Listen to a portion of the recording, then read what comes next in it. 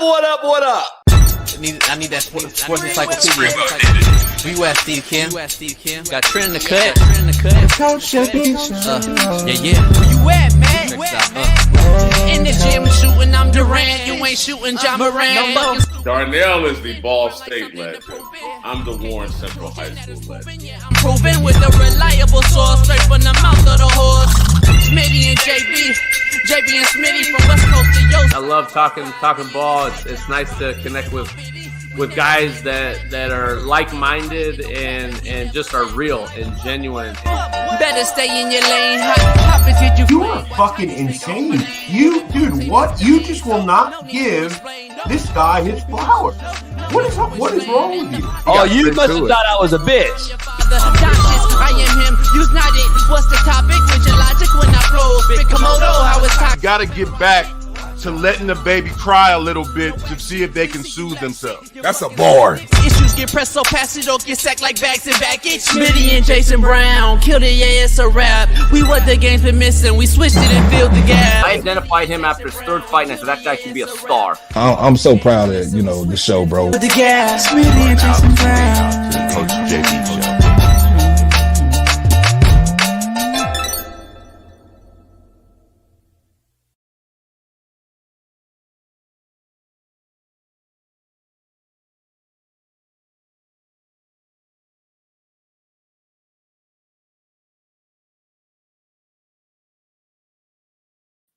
What up? We will be fearless and fired up on this free game Friday today, March 15th, 2024. We're getting ready for the weekend. It is Friday. We're fired up, and it's free game. We got a lot going on today here on the Coach AB Show with Big Smitty. First, subscribe, pound the like button, and become a member if you're not a member. We need new members today. Plus, become a member of our Discord, Slap Nation. Download this Discord app and find Slap Nation. Go check us out. We got a hell of a show today. Big Matt McChesney joins us again. Jeff Nadu joins us talking NFL trades, free agency, and March Madness picks, props, bets, you name it, with Jeff Nadu right here on the Realest Show on Planet ERF. But a lot of unfoldings happened yesterday. And it starts with Sam Howell being moved from Washington to Seattle. We were just talking about Sam Howell. Sean King was just talking about keeping Sam Howell. He thinks he's a legitimate starting quarterback in the NFL. And then, bam, 2 hours after the show ends, he is traded to Seattle in a shocking set of events yesterday. What does this mean for Geno Smith in Seattle? What is Washington now going to do? Move up to one?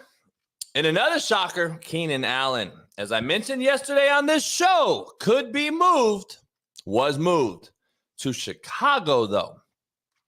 Who saw this coming? What Chicago has done in the last 48 hours has been very impressive. I got to add, I just hope it means keeping Justin Fields. We're going to dive into that in a few. Police are, in fact, looking into the Dak Prescott SA case, assault case.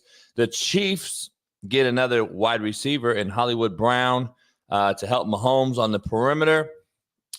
Big one-year get, I believe $11 million get. The Eagles get Devin White, a big linebacker that Howie Roseman and the Eagles needed. And then Armstead to the Jacksonville Jags and a big get for them on defense. The Rams got a lot better. They got another legitimate tight end in Hayden Hurst. Sean McVay and the Rams are knuckling up and putting all their chips in one basket once again.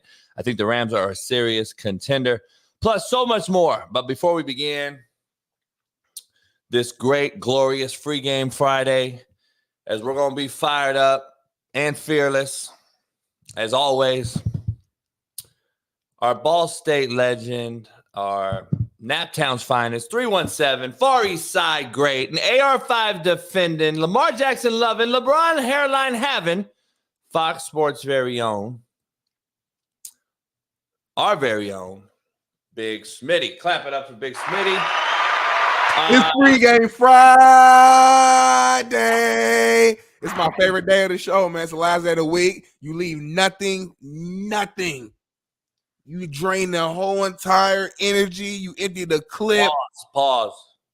What you mean? I don't know. You drain something. You guys say pause. I'm missing it's Friday. Like, it's fourth quarter's last set, best set. Like, you don't leave nothing on the table. Like, you let everything out. You put everything into this show to end the week off with a bang and make these people remember your name and make them miss you and can't wait till Monday's show. How you doing, JB?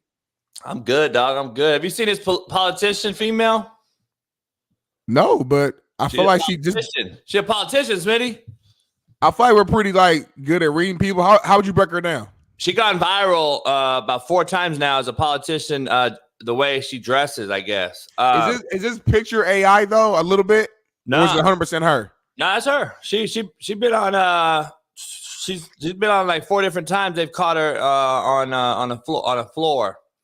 Yeah, that's her. What's her name? Politician, dog. Would you vote for her? I mean, yes, but only because I could tell by her just facial expression that she's a good woman who cares about this country and cares about putting us in the right, the right direction. Equality for all, making sure taxes are fair for all, making sure that people in poverty are able to get some help. And she's someone who I can tell believes in creative direction.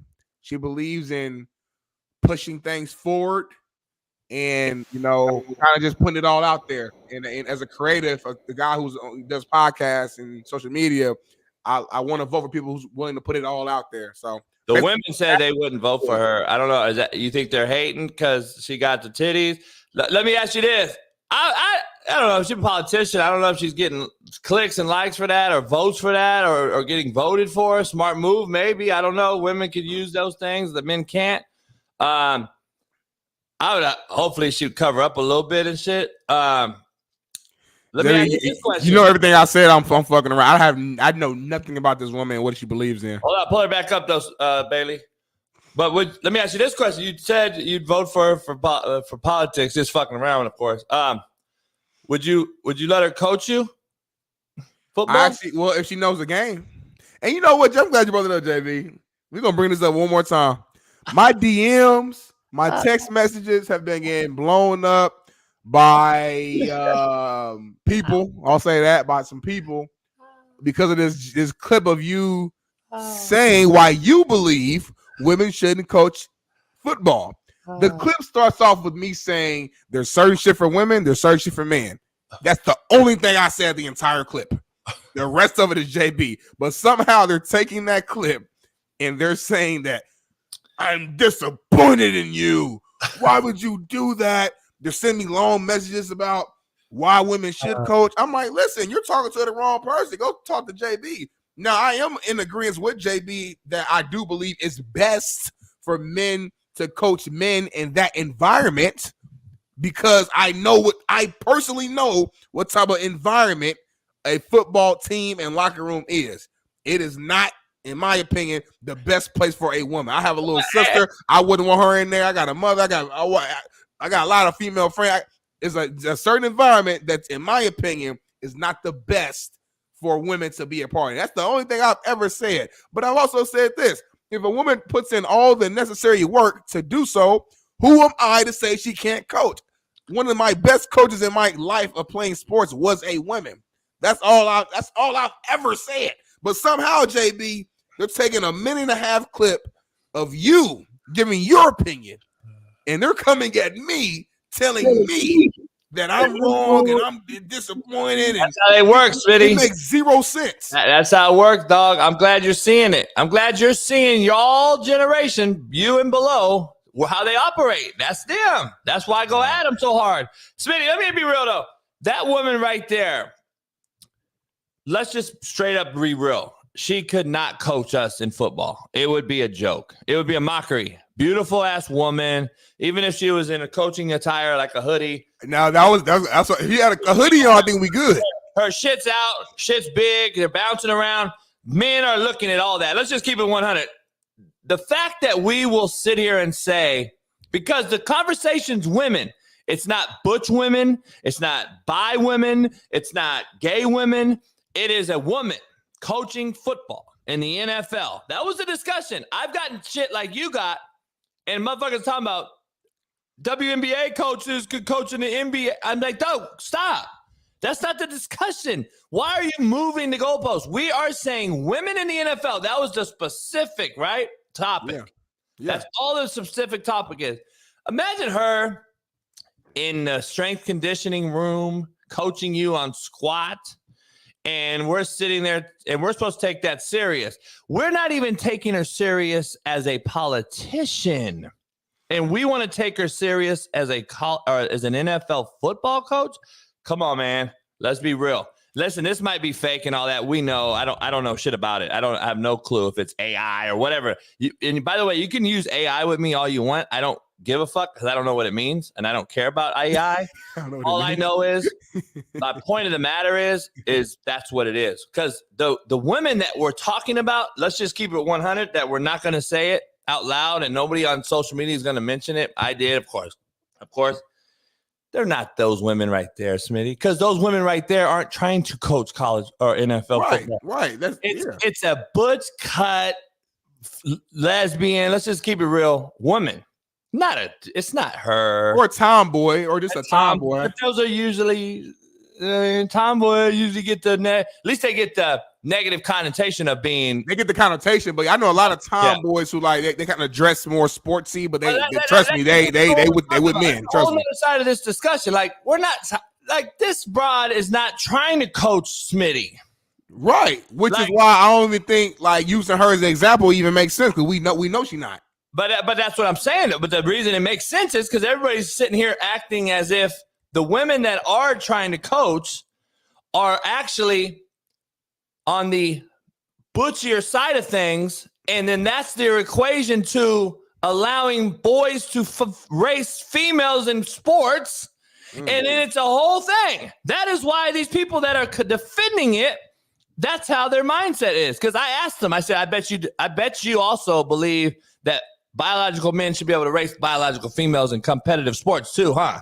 And she goes, oh, I knew you. That's why you were against. I'm like, it makes perfect sense. You wanting all of a sudden you are okay with a woman coaching in the NFL, but now when a woman gets her ass whooped by a biological dude in swimming, then all of a sudden now you come forward. See, it's like, nah, man, this shit is just so crazy to me. But anyway, I'm done with it. No more from me on that going forward. I just thought it was funny. I wanted to bring that up. But quick side note, JB, before we move forward, I got to do this. I saw somebody in the comments, man. Shout out to Steven Achieving for even remembering the comments, man, and remembering what I said. Today is my wife's birthday. She's asleep right now, but it's her dirty 30. Clap it up. How old? She's 30 years old, man. My baby Chanel. That's with 2 L's and the E at the end, man. Straight out of Detroit, Michigan. One of the hardest people I know. When I say hard, I mean she's tough. No, she ain't taking no BS from nobody, but she also very loving. And when she love you, she gonna love you hard. You know what I'm saying? So I got to shout out to my baby, my wife, high school sweetheart. 30, that's 60. We gonna live it up. We gonna live it up and turn up. Soon as you get up, soon as this show in, I got stuff moving and grooving. That's all I can say. I can't say too much more because she might have her ear open to the street, so I can't give out too much free game. But just know I'm a real player.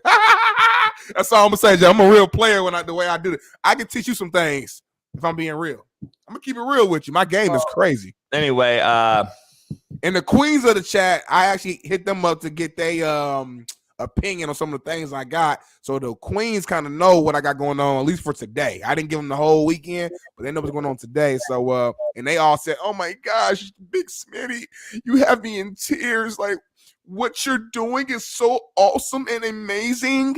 Most men they don't put the effort and energy and time into their significant others the way that you're doing. The fact that you're even considering her thoughts, her feelings, and what she wants, that makes you different. And we applaud you, Big Smitty. This is amazing. She's going to feel so amazing on her birthday weekend. That's what the queen said. I'm fucking exhausted. I'm exhausted thinking about it. Like, I just want to fuck tonight. I ain't trying to do all that. I just keep it real. No. For you, great. I would do it if I was married. I'm not saying that. But You just made me exhausted. At 48, I'm like, holy fuck, I imagine doing that for some broad's birthday. Holy You have no like feelings, JB. Hold on real quick, JB. Like, think about it. Think about the feeling you get when you change the player's life and they go from JUCO to fucking D1 or you see me in NFL. I know inside you might not say it, but inside you're like, damn, like I really played a big role in that. It's kind of like I do. That's normal. Cool. Okay, but when you have like a woman who you care about at heart, I am like what they call hopeless romantic. I don't like that. I'm a Pisces. That's what we do. You real soft. I know. I've been at your house. Like when you have people come over, like you take care of us. You cook. You make sure everything clean. You make sure like you are that type of guy. Like if you care, one thing about JB, if he cares about you at all, he gonna like go all the way in. And I think that's why JB is hesitant. See, I'm putting on my psych, what's it called? My psychic helmet on right now. See, JB has been hurt before too many times.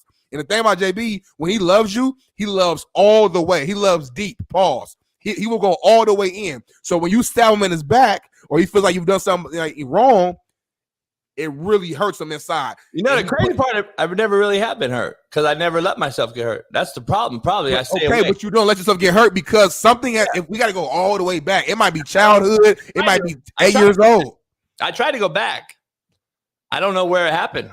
I don't remember it happening. Because your brain can play tricks. Your brain will sometimes remove negative thoughts from your head that has truly caused trauma. So that's why you can't remember. But trust me, JB, something happened along your journey of love to where it has made you feel numb and you're like, I will never marry a woman. I will never commit. I will never get hurt again. That's why you hang with your dog because your dogs are loyal. I love the sociology majors, everybody. Baby girl, she's like, yeah, he got a wall of it. No, I don't. I really, what if I'm just, that's who I am? Like, I don't. That don't make sense. It's human nature to want to be around people and to have love. It's human nature. I'm just smarter than everybody else. And I'm I'm staying out of that. Staying out of that. Just telling you, stay out of that. JB, man. There's somebody out there who loves football, who believes in man. Hello, Ruben. I've been playing spin the bottle, dog, since I was 14 years old with 24-year-old bitches. Come on, man. I was raised in this. Hey, chat. I was raised different. Chat, today we're going to break down that wall before the end of this show. We're going to do this shit together. John Nay and them, Ruben. John Nay and all them, 14, 15 years. But listen, Ruben grew up with you. Ruben's we know Ruben, and Ruben even give women chances and stuff like that. And he like Ruben. Look what he said. JBA is never getting married. He said that in fucking 14. But again, you've been having this wall up since you were. That's what I'm saying. This whatever happened to you happened at like 6 years old, and your mind don't remember. Pause. I never got. No. I ain't never. When I say it happened to you, I ain't go that far. I'm just saying it could be you got your heart broken by a girlfriend. It ain't got to be nothing crazy deep, but something did something in your brain where you told yourself, you know what? I am never feeling this again. I am putting a wall up. I'll never let somebody hurt me again. Nah. Think about it. Never. You're like emotionalist. Like nothing phases you. I mean, you get mad, but there's other shit to it that has nothing to do with female though. Why I'm emotionless. There we go. But that had nothing to do with female though. That's a trained. I was trained that way by somebody for some other reason for some other things. So that's a whole nother thing. Well, just know that JB, we love you, JB. As my brother, I love you. The chat loves you. It's okay for men to say they love you. Everybody think it's soft. I got love for you, JB. As a brother, the chat loves you. You can put your wall down. There are women out here for you. That's perfectly for you. A lot of women like you too. I ain't gonna say no. I don't want to call nobody out, but it's some women in this chat that be hitting me up on the side. Like, damn, I hit up JB, he ain't hit me back. Like, ooh. I'm like, well, shoot, try again. A lot of women love this kind of exterior, this tough nose. They like you, JB. But that ain't. It's natural if you can't tell. It's not like I'm forcing it. See, that's the difference. Forcing it is different. I'm just me. That is what it is. So it's not really nothing. You know, it is what it is. They like me too, but I'm a married man, so they can't pursue it. But they like me though. They like what they see. Yeah. Men in the chat, if you get some ass or you get AE or you get some head or something, do you go to bed sloppy, nasty, dirty, or do you get baby wipes and wipe your shit down? that is a question we have for you because Smitty and I were talking about that. Because, I got a few AEs, they get sloppy with it. And then do you just go to bed immediately or do you wipe yourself down with AIs? I mean, with baby wipes. AIs. Fucking AI. Lucy said, oh, my God. What the fuck do you wipe down? D. Jones, if you got to ask what we wipe down, then you must have vagina. Fuck you mean, what do you wipe down, homie? All right, let's get into brass tacks. Quote of the day brought to you by Bet Online. What up, man? The real Coach JB here for the Coach JB Show with Big Smitty. We got a proud new sponsor, of course, for the second part of the year, and that's Bet Online. Continue to be your number one source for all basketball wagering needs, including pro and college hoops throughout the year. March Madness is here. Join us every Monday and Friday with Jeff Nadu as we will pick them and up-to-minute odds, stats, and trends. You can follow your favorite team's path to the playoffs with in-game live betting, contests, and all the best player props.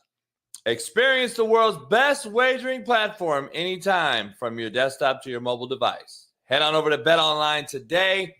Become part of the team and remember to use promo code BELIEVE, B-L-E-A-V, for 50% off plus welcome bonus on your first deposit. Bet Online, where the game starts. Peace. Smitty, we got let me get a little context on the baby wipe thing because I think I jumped the gun. Smitty and I were talking before with Bailey and a little pre-production meeting that we do. We've been up since 2:30 this morning on the West Coast in here doing all this. Yeah. Anyway, we're talking about, so what happened is if you shower, let's just say you shower right before AE gets here, you do your business, and then it's late, 1 a.m, you got to be up at 2 on this show. Do you jump back in the shower or do you wipe down? That was the whole discussion. So I wipe it down because I'm tired. I just showered. Fuck all that. So that's what I do. Got you. That's why it's best sometimes to just handle your business in the shower, so you can knock out two birds with one stone. I do understand sometimes. I don't like all that. You can't do all that. You can't do what you want to do. You know what I'm saying? I like spread eagle. You know. All right, so let's let's do a deep dive, as what she said, into this whole thing. Well, you got toothache?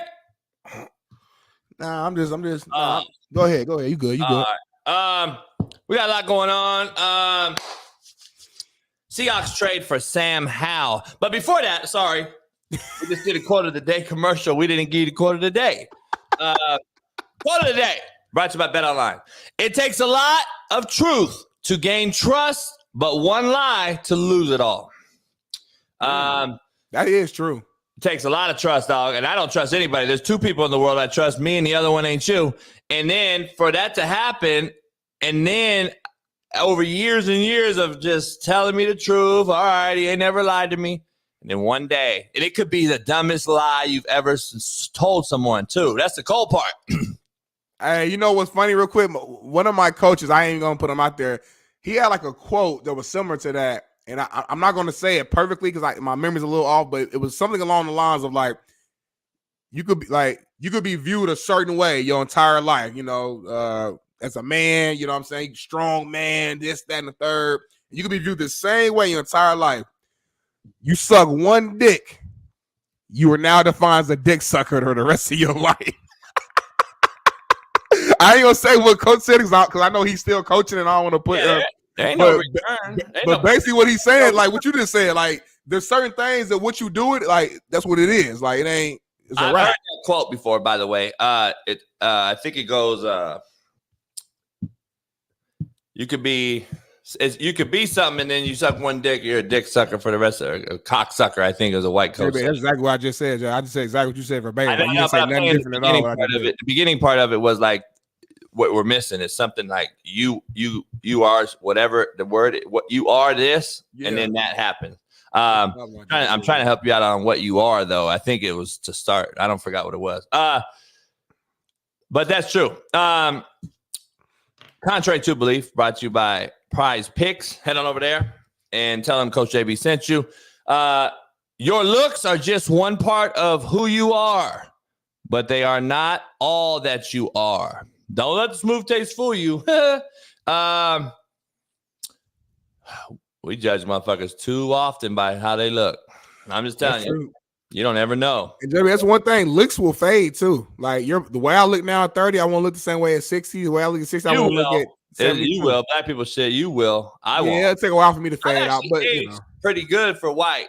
Yeah, I will. Yeah, you're pretty good for white. I think I've been around blacks. Yeah. So that's what it do. Black people shit. BPS has rubbed off on me. So I'm a hybrid cat. Yeah. So I think that's what it is. I'm gonna try to find before the show over. I'm gonna try to find a baby picture of me so I can send to Bailey because I want to show you guys. I've been looking the exact same way my entire life, like since. Yeah, black people shit. It's BPS since conception though. Like it's kind of crazy. BPS probably the same size too. Poll question. I gotta try to find it. Drop your comments in the section in the chat. What do you think about the Chargers offseason moves so far? A lot of people critiquing Harbaugh right now like he don't know what he's doing. We're going to dive into that here shortly. But we got a lot to break down, Smitty, and it starts with the Seahawks making a trade for what Sean King came on this show yesterday and said Sam Howell is a starter in this league. He likes him a lot. He thinks he's great. And all those things that Sean King, our great QB analyst, every Thursday is going to break down. We did a great job yesterday. And then they go around 2 hours after the show ends and they trade him to the Seahawks. This is a telltale sign of a lot of things. And I don't know what it's a telltale sign of. The Commanders either A, are going to jump to 1. B, the Seahawks will now turn around and trade Geno Smith and allow Sam to be the future as the younger guy with a new head coach. He may be saying, let me start. I don't know. We don't know the what's going on, but it's interesting. Is he going to go now from a starter for the last year and a half in Seattle to now go back up Geno Smith? I don't know. It's not like he could agree to it. I don't think he don't have a choice. It wasn't like he was a $100 million quarterback yet. Right. But they said basically you're out. Boom. I don't think he has a choice. But at the same time, I don't know if he thinks he can go start, compete, or does he know Geno's out? It's going to be very interesting on what the Seattle Seahawks are going to do. Are they going to keep both of them? I've heard crazy stories from some NFL folks yesterday. That there's even rumor that Seattle trades Geno to Minnesota. What? That makes sense, though. I guess they do need a quarterback. Yeah, I've heard that story. I don't know, but it's interesting. I don't know. Here it is. Because it's all kind of tied in. This is all tied in, if you ask me, to Justin Fields at the end of the day that we're going to end up getting to. But Seahawks trade for Sam Howell for a 4th and a 6th. See, that's the issue that this is what makes me want to, I'm trying to figure out either, again, goes back to my QB breakdown and scenario, dog. They're not, this is a underdeveloped, underperforming QB market and product. And that's just is what it is. Because the guy just started a year and a half, and everyone's high on him. Like Sean King's high on him. I've heard Sean Salisbury say he's high on him. Everybody's like, "Oh, this is the future," and they just got rid of his ass for a 4th and a 6th. What does that tell you? Like, no, he's not. Not to them. So again, moving around the carousel in the QB market, there's not anything going in this league that they really like. Beauty's in the eye of the beholder, you know what I'm saying? And Sam Howell did show some flashes last year. I'm like, okay, Sam. Like there was, I think halfway point in the season, he was leading the NFL in passing yards. Now, again, it's not saying a lot because the NFL season was a bad year for quarterbacks, but still, for him, that is pretty good. Yes, you know, that you were doing that. And he has the ability, man. I remember watching him in North Carolina. You know, one of my homies used to coach there. I mean, the guy was had a really good college career, and he has a skill set. He's still young, so I think for Seattle, maybe they're thinking about the future. They're like, listen, we know Geno's getting older. Even if Geno starts this year, maybe it's like, okay, like after this, we got to move forward. We got to move on. But like you said, maybe they are thinking about just the future. They're just ready to move on now. They're like, you know what? Let's trade Geno. Let's use that to get some more picks, some wide receiver help, some other things. Because at the end of the day, it's like the definition of insanity is doing the same exact thing and expecting different results. And like, no disrespect to Geno, he's a solid quarterback. He's resurrected his career. But with him at QB, at least in Seattle, you know what you're going to get. You're at best, you'll make it to a divisional round or probably a wild card round, and that's it at best. So it's like, if that's my ceiling, but also my floor is missing the playoffs, it's like, well, you got to think about risk versus reward. So it's like, okay, let's go younger with a guy who's, has a bright future, bright upside, and a guy who could potentially be more of a difference maker at the quarterback position than what we have right now. So it's a risk with anything you do, but the more I think about it, I understand the risk. It makes sense to me. There's also like, I don't know what you want to call them, rumblings, hopes and wishes. I don't know, for Seattle Seahawks fans. But I don't know if you know, they hired the offensive coordinator. They hired, I believe, his name's Grubb or whatever. Ryan Grubb, yeah. He was in Washington, the college. Coach a guy named Michael Penix. Interesting. So people want to be hoping that Michael Penix could fall to Seattle Seahawks and stay right there in Seattle. 16 is their first pick, correct? Seattle? Ask Bailey. I don't know. Bailey, is that their first pick? Seattle's first? Yes.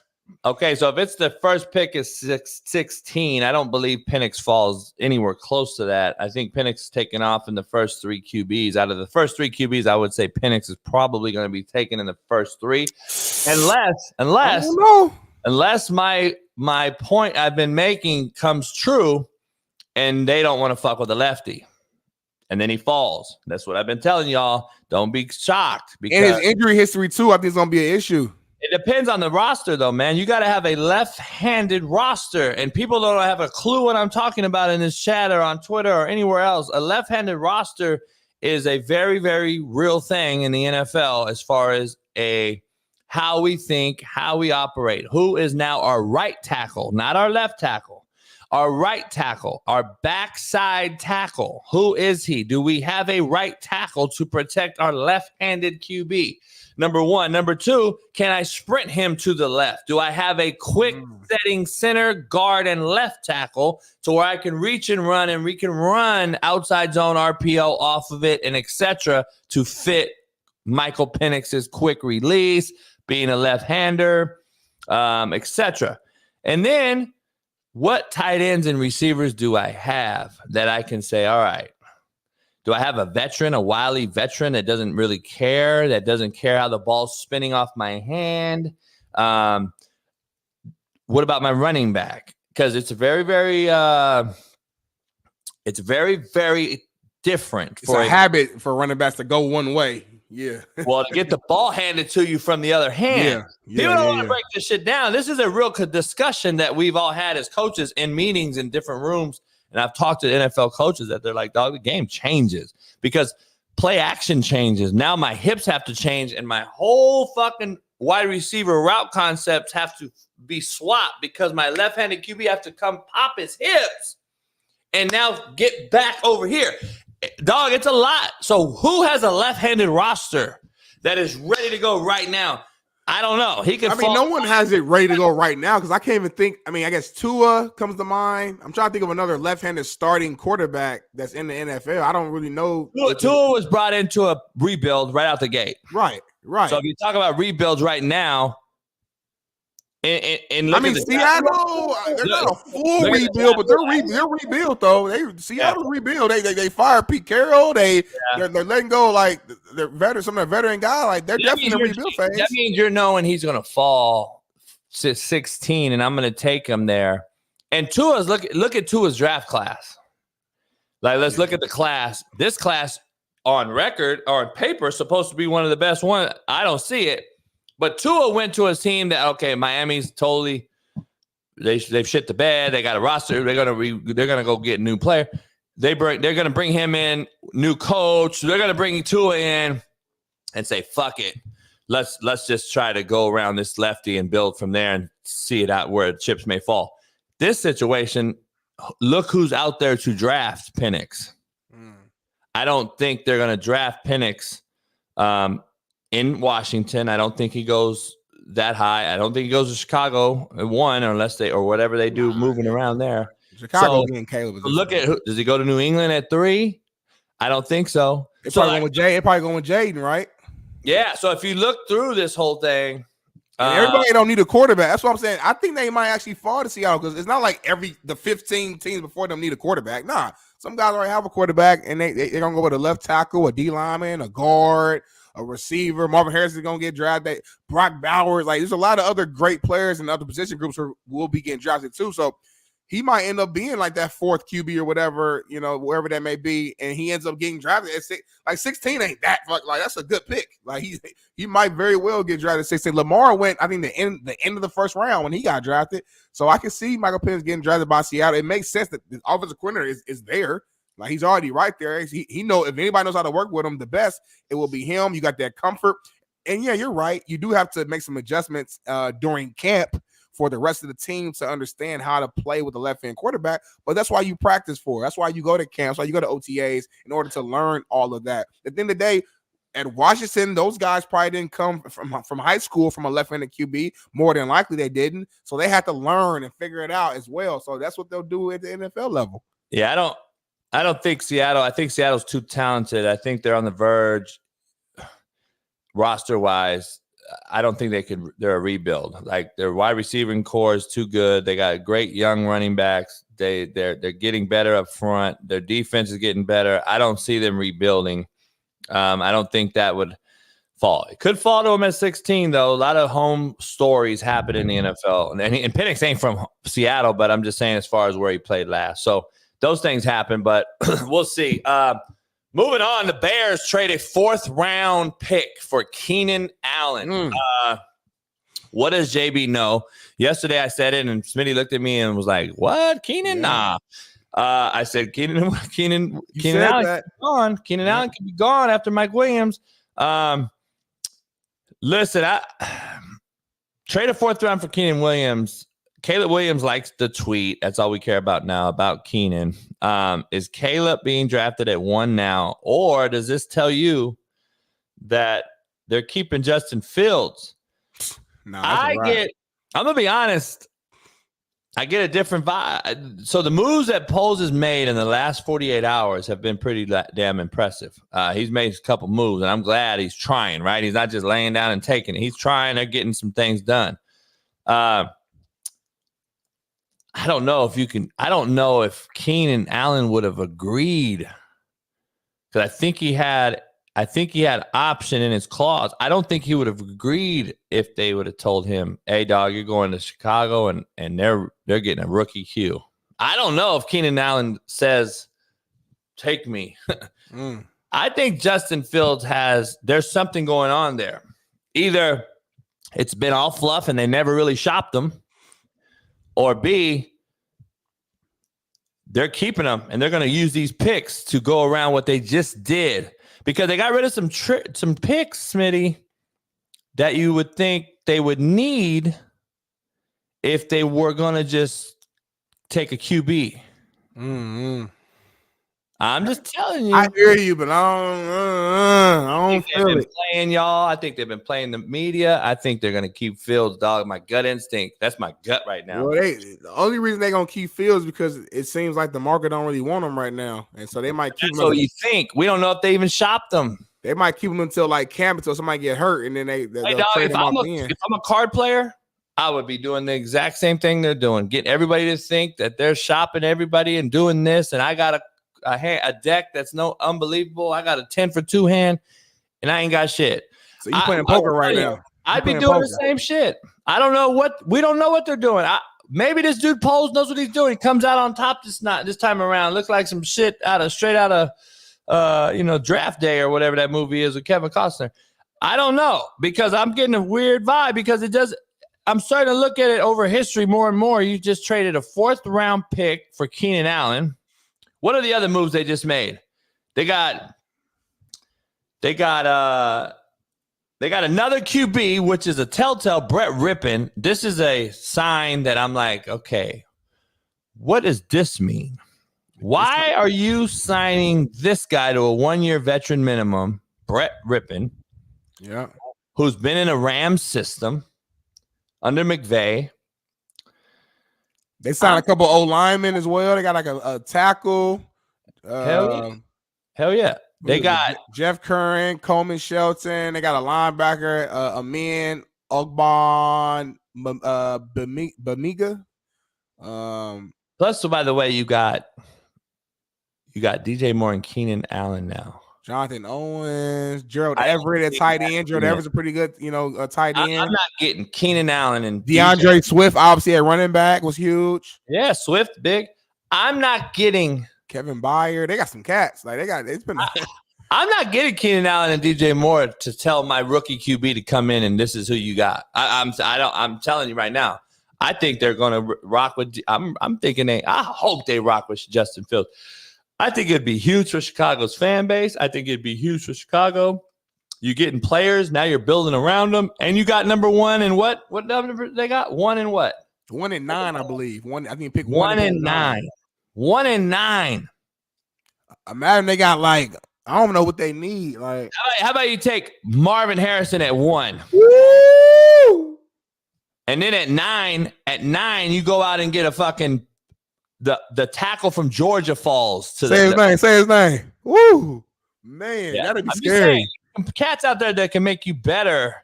If you got Marvin Harrison, Keenan Allen, DJ Moore, Cole Kmet, and Gerald Everett, and DeAndre Swift as your offense with Justin Fields. Oh my damn. That's what I'm saying. That's what I'm saying. I don't understand. Why would you? I wouldn't go get a QB. I'm not sold. Man. I don't know.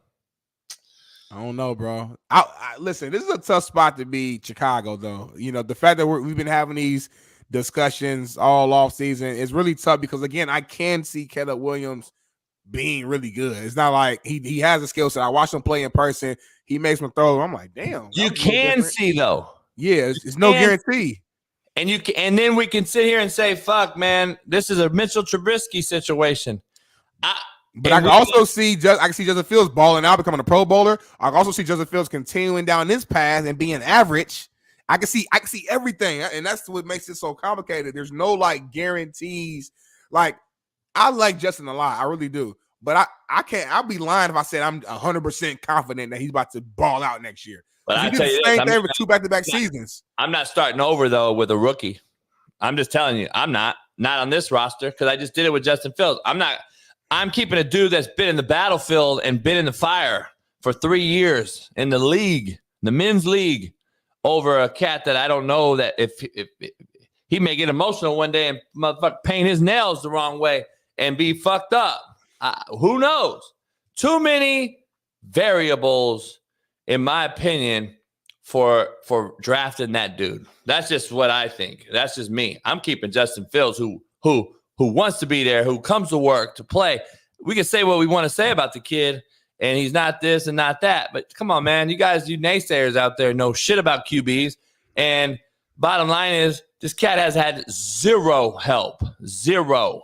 So I'm not going to just shit on Justin Fields just yet. Even though Trail said Caleb can do what Justin Fields does and more. He just doesn't run as fast, but he's pretty fast. Latrell, have you seen Caleb play in the fucking NFL yet, son? No, he cannot do what he can do and more. He played in college. His last game he lost was a bowl game to fucking Tulane. Tulane is not the same as Green Bay Packers. Stop equating these fucking shitbirds to NFL guys who have played for 3 consecutive seasons in the men's league. It's not. Justin's gotten twice as strong, twice as fast, twice as fucking smart since he's been in the NFL for 3 years. Stop, Latrell. All right, Smitty. I don't know. It's going to be intriguing. The Bears thing, everything falls under this Bears move. I don't know what it happens. Let's talk about the Queendom real quick. Hollywood Brown signs with the Chiefs. We're going to see. No, he's not 10-23. Justin Fields, Chase Cullum with no pitcher. Their fucking roster is. But listen, We're in a result-oriented business, and we're all about what have you done for me lately. Are we not? We are. We are. What was the Bears' record to end the season in the last 10 games? I don't know, but it was good.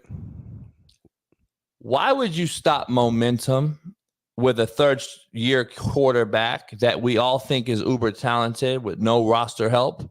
Why would I stop momentum when he ended the season on a high note of high notes? He did the same thing the year before that too, though. That's the problem. Hey, you didn't get any better besides grabbing DJ Moore. You got fucking worse, actually. So I'm keeping him and saying this is year 3. He's going to get over the hump. We got better talent around him. We got better players. You got new coordinators. I mean, every fucking excuse you're making, not you, but they're making over there in Chicago is to avoid the truth.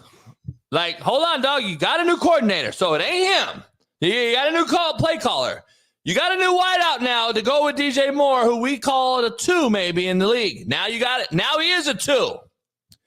Now you got a better old tackle. Now you got Swift to run all kind of run game action with off of the mesh and read option.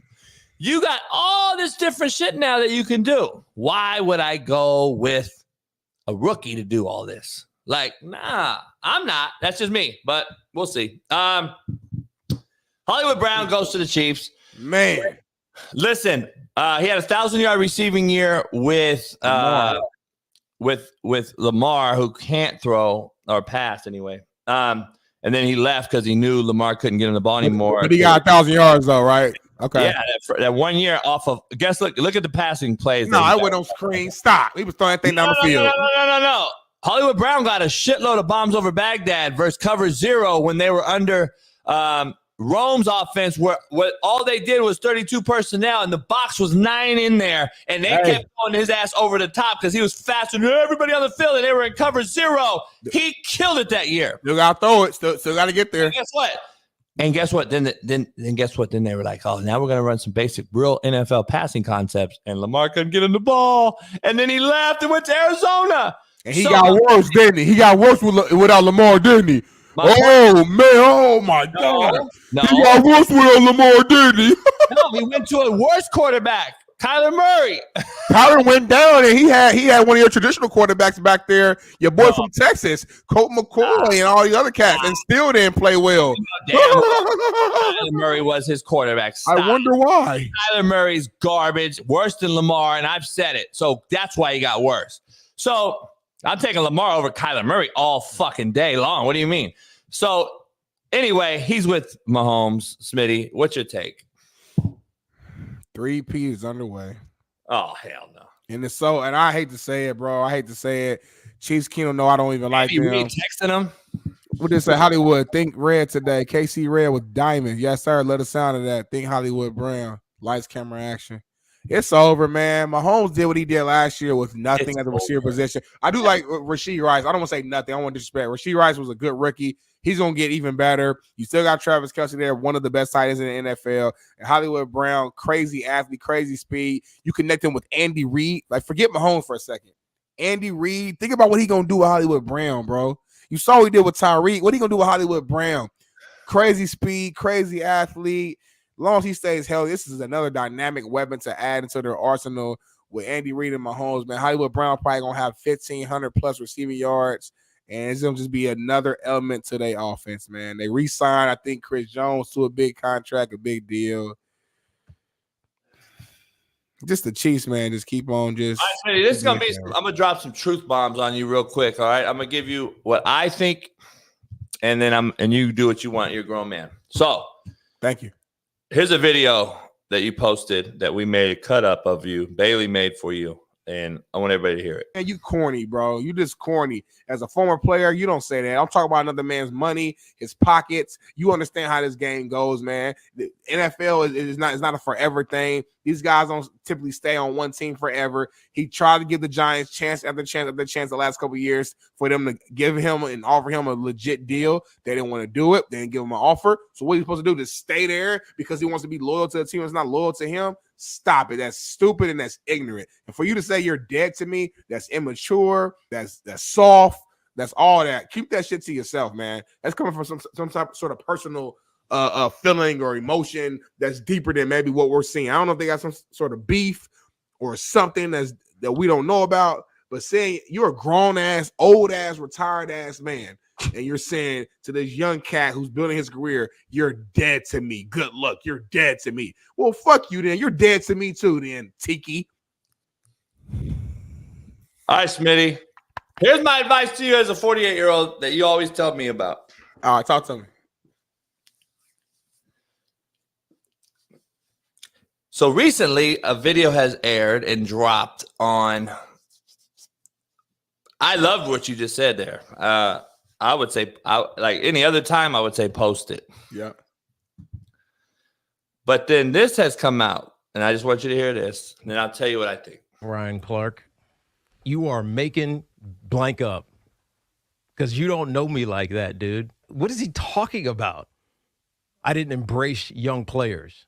Ask Brandon Jacobs if I embraced him. Now that he's the big wig at ESPN, he thinks he can just take shots and his word is gospel. He's making a story that fits his agenda, and he doesn't know me well enough to talk about me. So shut the hell up, Ryan Clark. Please. You sound like a fool. If you think it's cool and trendy to make me the bad guy because it makes you cooler and trendier, by all means, shoot away, Ryan. He's uninformed. He doesn't know me that. He doesn't know me like that. Don't talk about me like that because you don't know me like that. You don't know my relationships with my team, my former teammates, the organization. But you act like you know. You speak in a nice, calm, controlled way and give this like perfect troll job, not even troll job, but kill job of me. And it's not true. It's an opportunistic shot that he's taking because he thinks that he's going to gain advantage by being a jackass to me. Congratulations, Ryan. Good luck in your career as well.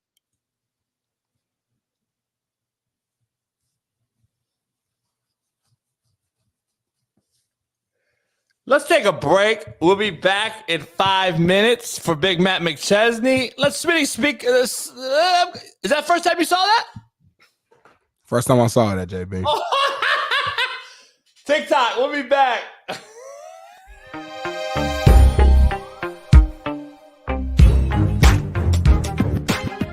Yeah, we can see it. You being scary. What I gotta do? What do I gotta do? I don't know. We didn't go over there. You gotta do a cannonball. So we gotta do a countdown, and then you're gonna run in and do a cannonball into the water. Do you know what a cannonball is? Or are you too old for that?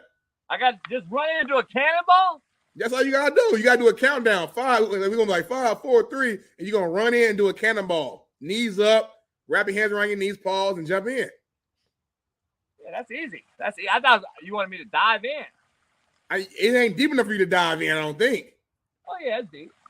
I don't want you to kill yourself, JB. It ain't worth it. They ain't send that much money. Chat, are y'all ready for this? Are y'all ready to see? The shirt's coming off, y'all. The shirt's coming off. Are y'all ready to see Coach JB dive into the water? Everybody that sit their money in, I want to tell y'all right now, shout out to you. Because without y'all doing that, this would not be possible. We appreciate y'all for putting your money where your mouth is. And it's about to be go time. Coach JB, how you feeling right now, JB? Talk to us. Come on, man. Pressure burst pipe. This ain't shit, dog. I'm from the mean street, homie. JB!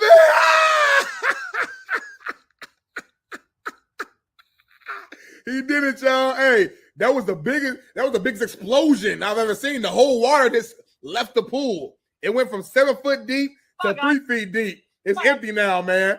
I love it, man. Bring Ash in the water. Yeah. That's dope, man. JB really living that life. Come on, Bubba. Hold on, y'all. Before we end the show, we got to see. Come on, Ash. Come on, Ashley. Look at Ash. He's scared. Ash, scared. Ash, I don't know what this is. Come on. Damn, JB got that money. Look at Ash. Dog pelling. Okay, Ash, I see you, Ash. Come on, Callie. You old school. Come on, Callie. See y'all, Callie, your old head. She like, listen, I done been there and done that. Your boy. Oh, Ash a little baby. He's so big, but he's still a baby. Hey, I love y'all, man. Appreciate y'all for tuning in. JB is a man of his word. If you can't go get no pussy, you cannot recruit. Keep it 100. And I used to fire coaches. Hey, coach, when last time you had some pussy? Shit, coach, been fired. Fuck out of here.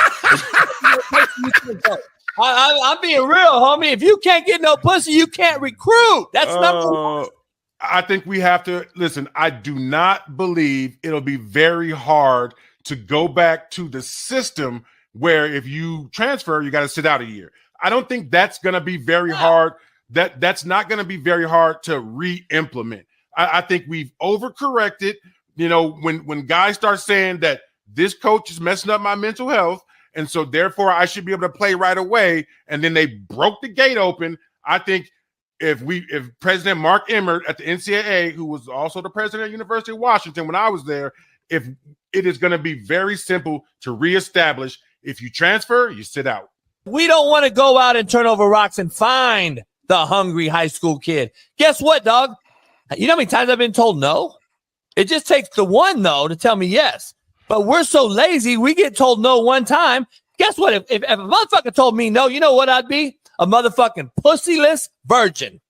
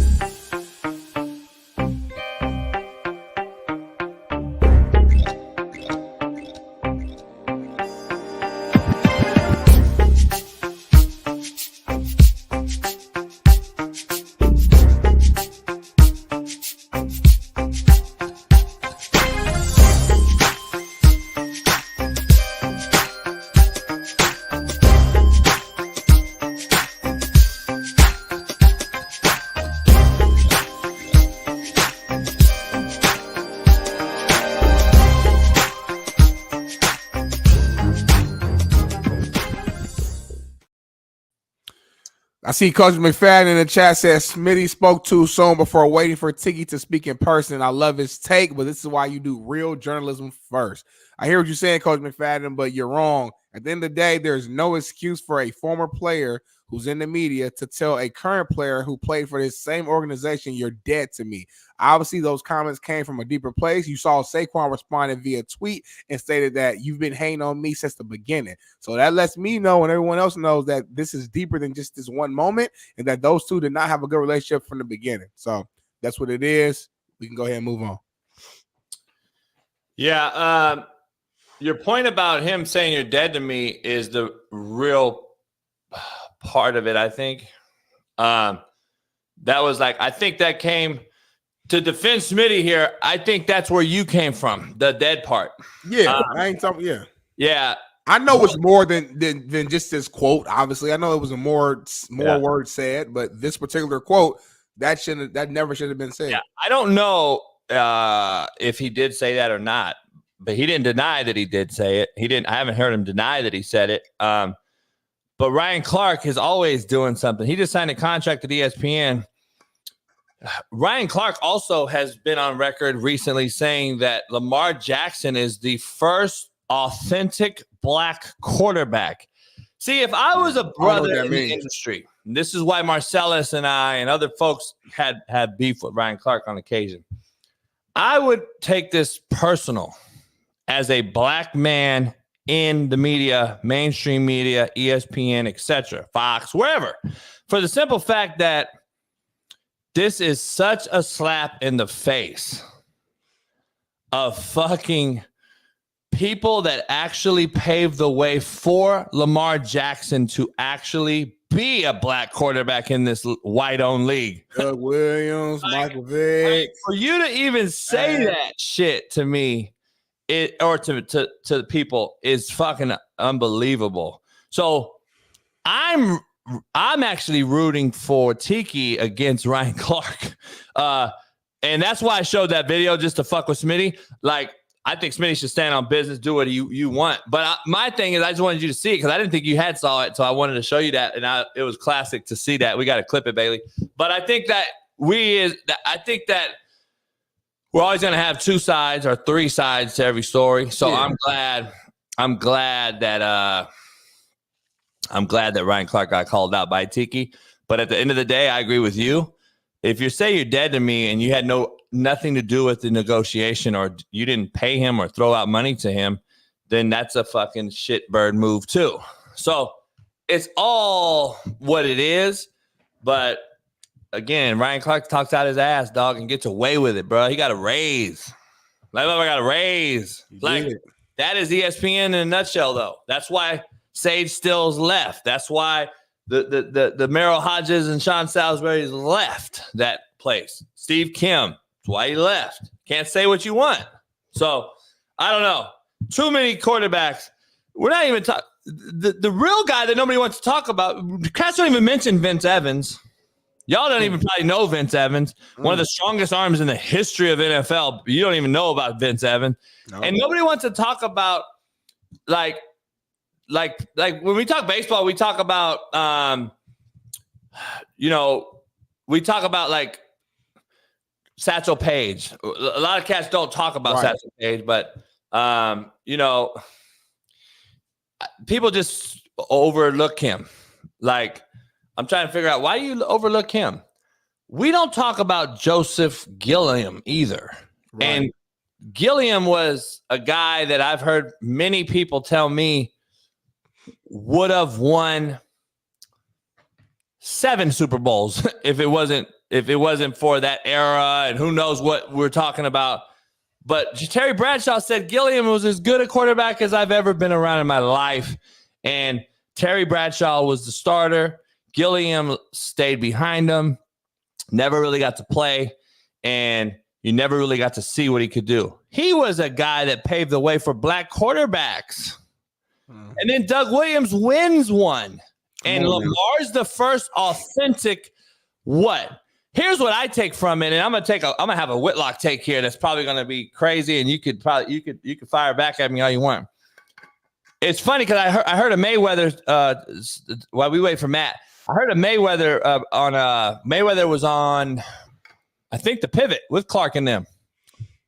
And Marcellus did a rebuttal to it. And he came on the show and was like, brothers love illegal shit and hate legal shit.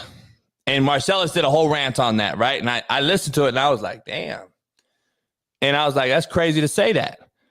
To call Lamar authentic first black quarterback, to me, is an indictment or a attack on the black community. How?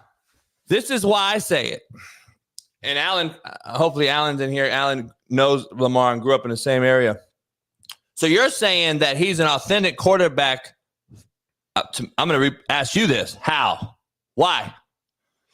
Well, first of all, I don't agree that he's the first authentic quarterback, but I do think Lamar is authentic because I know. I'm saying, why is Ryan Clark calling him an authentic quarterback? I guess is my question to you, because that is not known yet. We don't know why you're saying he's authentic. I'm saying, if you're going to say he's authentic because of what?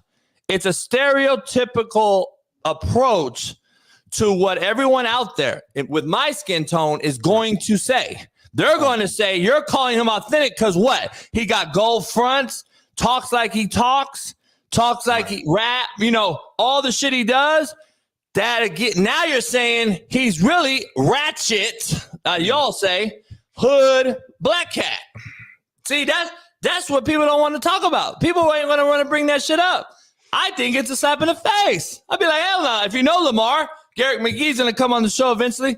You tell you, like one of the greatest character kids you've ever going to fucking come across. Yeah. But now Ryan Clark saying he's the first authentic black quarterback. Why? Why is he the first authentic black quarterback? Like, it makes zero sense to me. To me, it's a stereotypical approach, which is also a black eye in the community. That's for me saying it, growing up in it.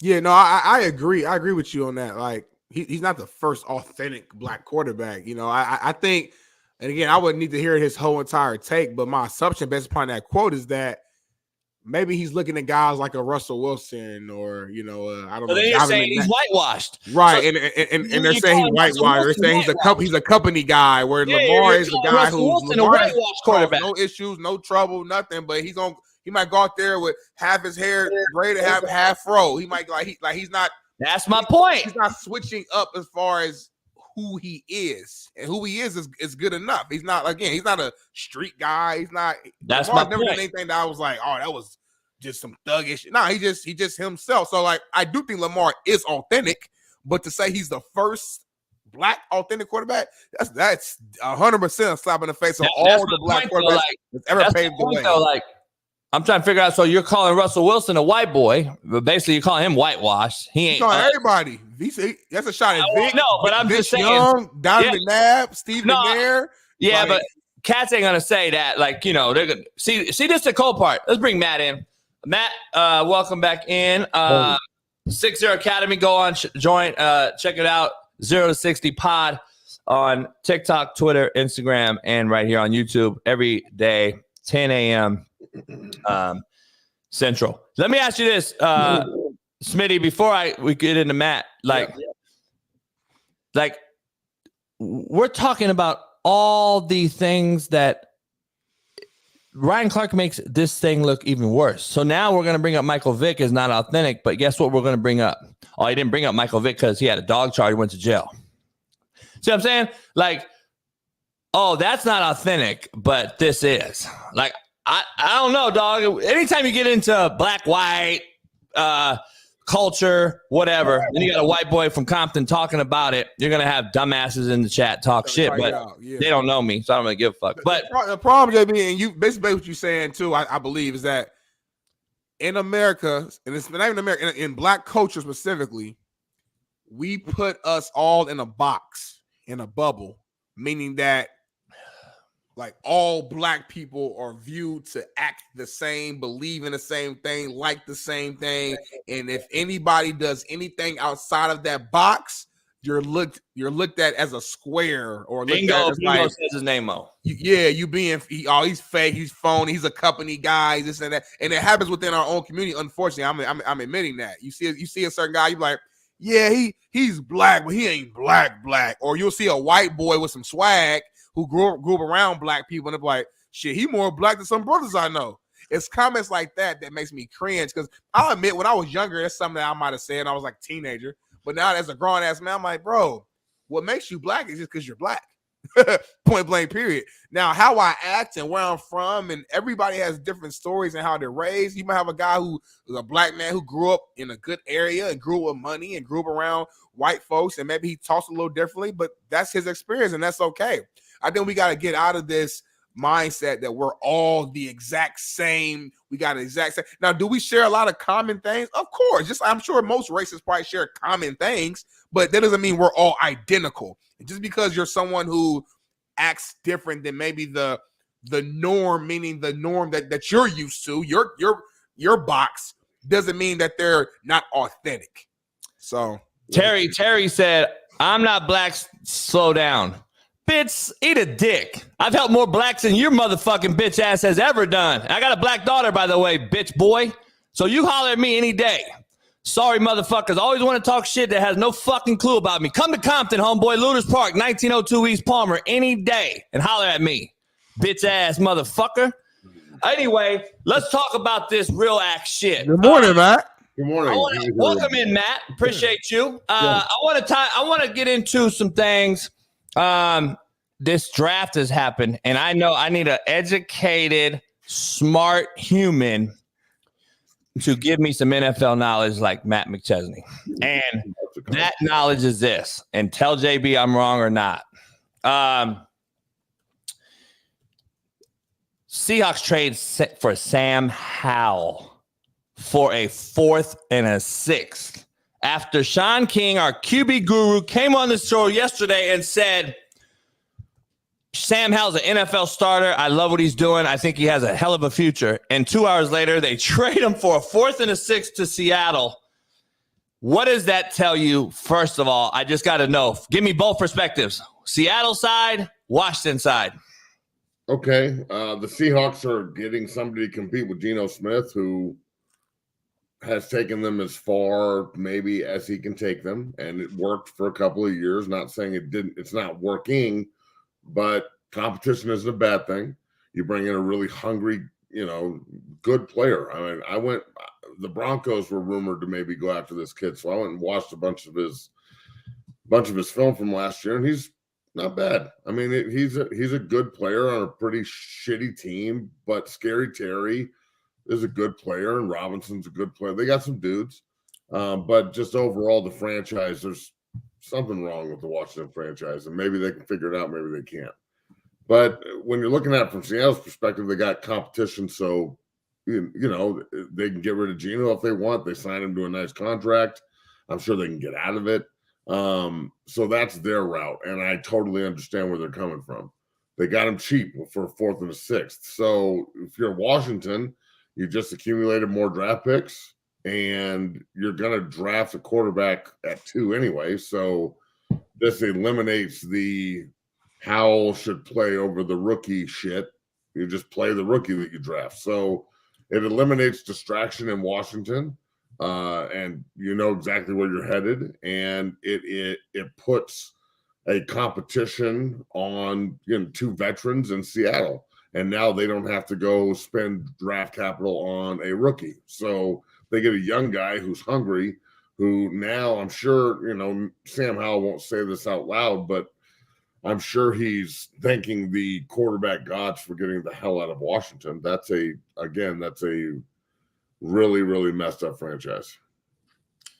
Do you see that Washington's going to bump up and try to take 1 now because of this move? And can Seattle, do you see them going and trading Geno? I think Seattle could trade Geno. I think the opportunity to compete is probably more on the docket for Seattle than trading Geno Smith. I think they'll keep both of them. And maybe, Geno will be trade bait in camp when somebody goes down.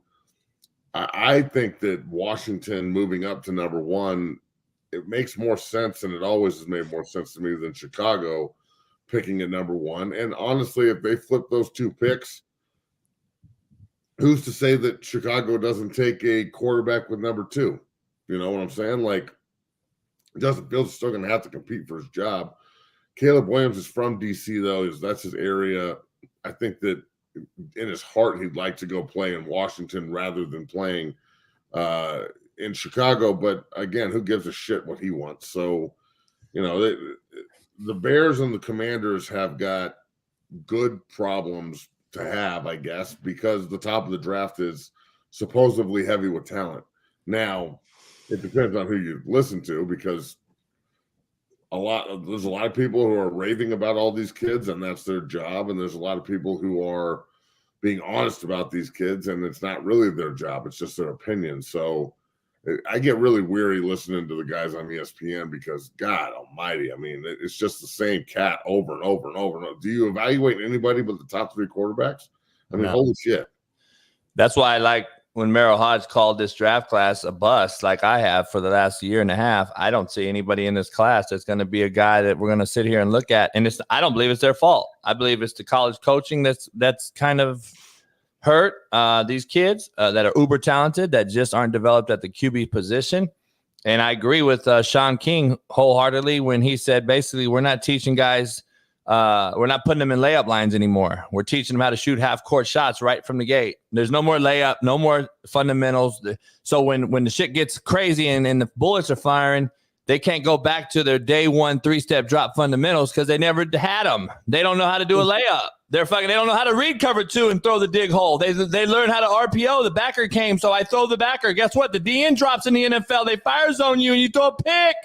Yeah. So we just aren't teaching the QBs at all at the college level, because I think coaches are trying to save their jobs, and they move around so much. Players move around so much, and then we get uber athletic quarterbacks that can run all these different things, and we're not teaching them verbally or fundamentally, as far as line protection, who's ID, who's hot, who's not, who's side adjust, all the shit that goes into it. And Sean and I had a great Smitty had a great conversation yesterday about all these things.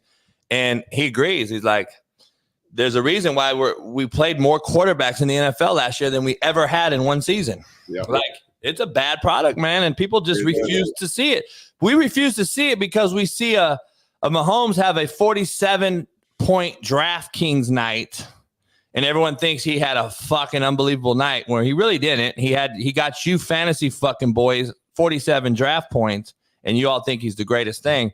And that goes for a lot of quarterback play. Like, we see Lamar throw one RPO over the top versus 0 when there was 10 in the box because they were in 32 personnel. And then the rest of the game, he was shitty, and we said he was the greatest quarterback of the weekend. And that's what we do. And Sean King agreed. Like, that's what we kind of look at sample size. We take one clip that Smitty's bitching about today, not bitching, but like these people are bitching at him about of the women coaching in the NFL take. And they're going after Smitty because of what I said off of one clip. What they come after you for? I just got people who are not friends, I would call associates or whatever, who are like women, a couple women who have DM'd me, text me, people who I ain't talked to in forever. And like one person told me they were disappointed in me. I said, huh? I said, I didn't say anything the entire clip. Shit, I don't apologize. I said, how you mad at me? Like, and JB said it. They mad at me for what JB said. Hey, Matt, I never apologize, Matt. You know I don't. I gotta come out and apologize.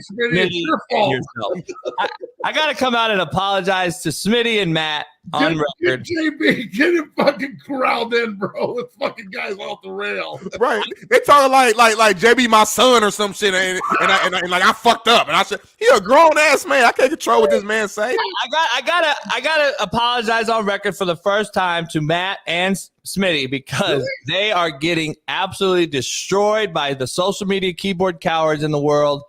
And not one person, not one Matt has told me anything. I haven't gotten any heat. I was just like questioning what was going on, and like I thought we had a good conversation. Honestly, we were yelling at each other and shit. I thought it was productive. My dick's getting sucked. You guys are getting fucking castrated. No, it's crazy because like I actually was defending fucking women damn near the whole segment. I was trying to help the situation. Fuck that. I ain't trying to help no more, dog. I'm out. Right, fuck it now. Hey, I'm with JB now. Fuck it. I'm on Coach JB's team. No more equal opportunity. Fuck all this. I'm just going straight. Everybody, like I said, if you want them barefoot and pregnant and in the kitchen like JB, I got to go that way because trying to go the other way, that shit didn't work. I'll tell you. Hey, Matt, imagine her coaching your son. Oh, bro, I'd get nothing done if she was my coach. I'm pretty positive this is AI. Well, whatever it is. Like that, I mean, that's a real person, but the enhancements, Matt, I think, is she's AI. A politician who's gone viral 4 times for being on the state Senate floor, and her tits are out and all this old shit. And I'm like, imagine her coaching us. No, you don't, because she wouldn't. You know what? Who's coaching us, Matt? You know what the people are mad at us about, or me about, for saying all these things? I don't read comments, so but I'm good. The reason I say this, we started the show off with it. It's really the butch women who are lesbians or whatever they are, their own, whatever they do. It ain't that woman, Smitty. It ain't that woman, Matt. It ain't that woman, because that woman's a woman's woman. She's doing MAC makeup every day at Macy's. She's not coaching in the trenches. Imagine her with a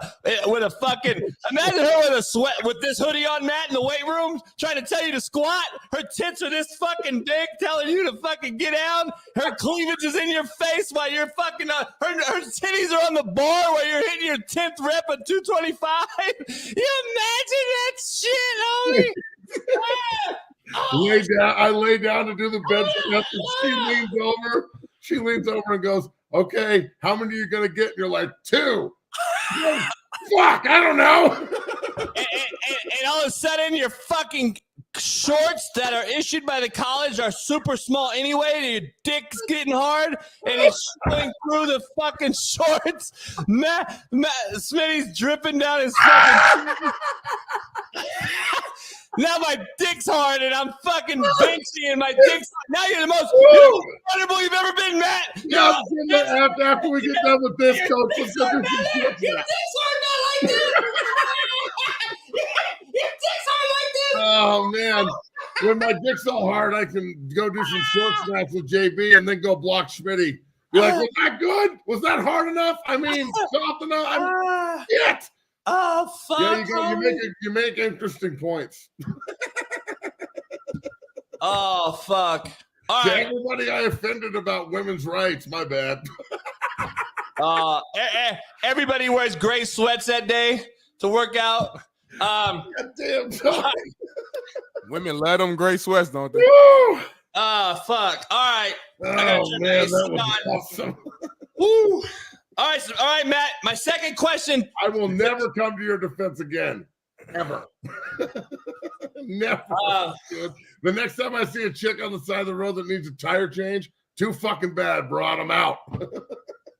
Hey, Matt. I'm over there in the mirror. I'm in the mirror doing curls and shit, and I'm just in the mirror looking at this fucking broad, fucking coach my other teammates, and I'm looking at her like, mad. Fuck, I want to fuck. like, come on, man. Let's get real. Like, I'm hollering at her tonight. When you talk about like getting an advantage on the field, are the best four going to play on the defensive line? Are the best five really going to play? Or is she going to fucking like ID one of them?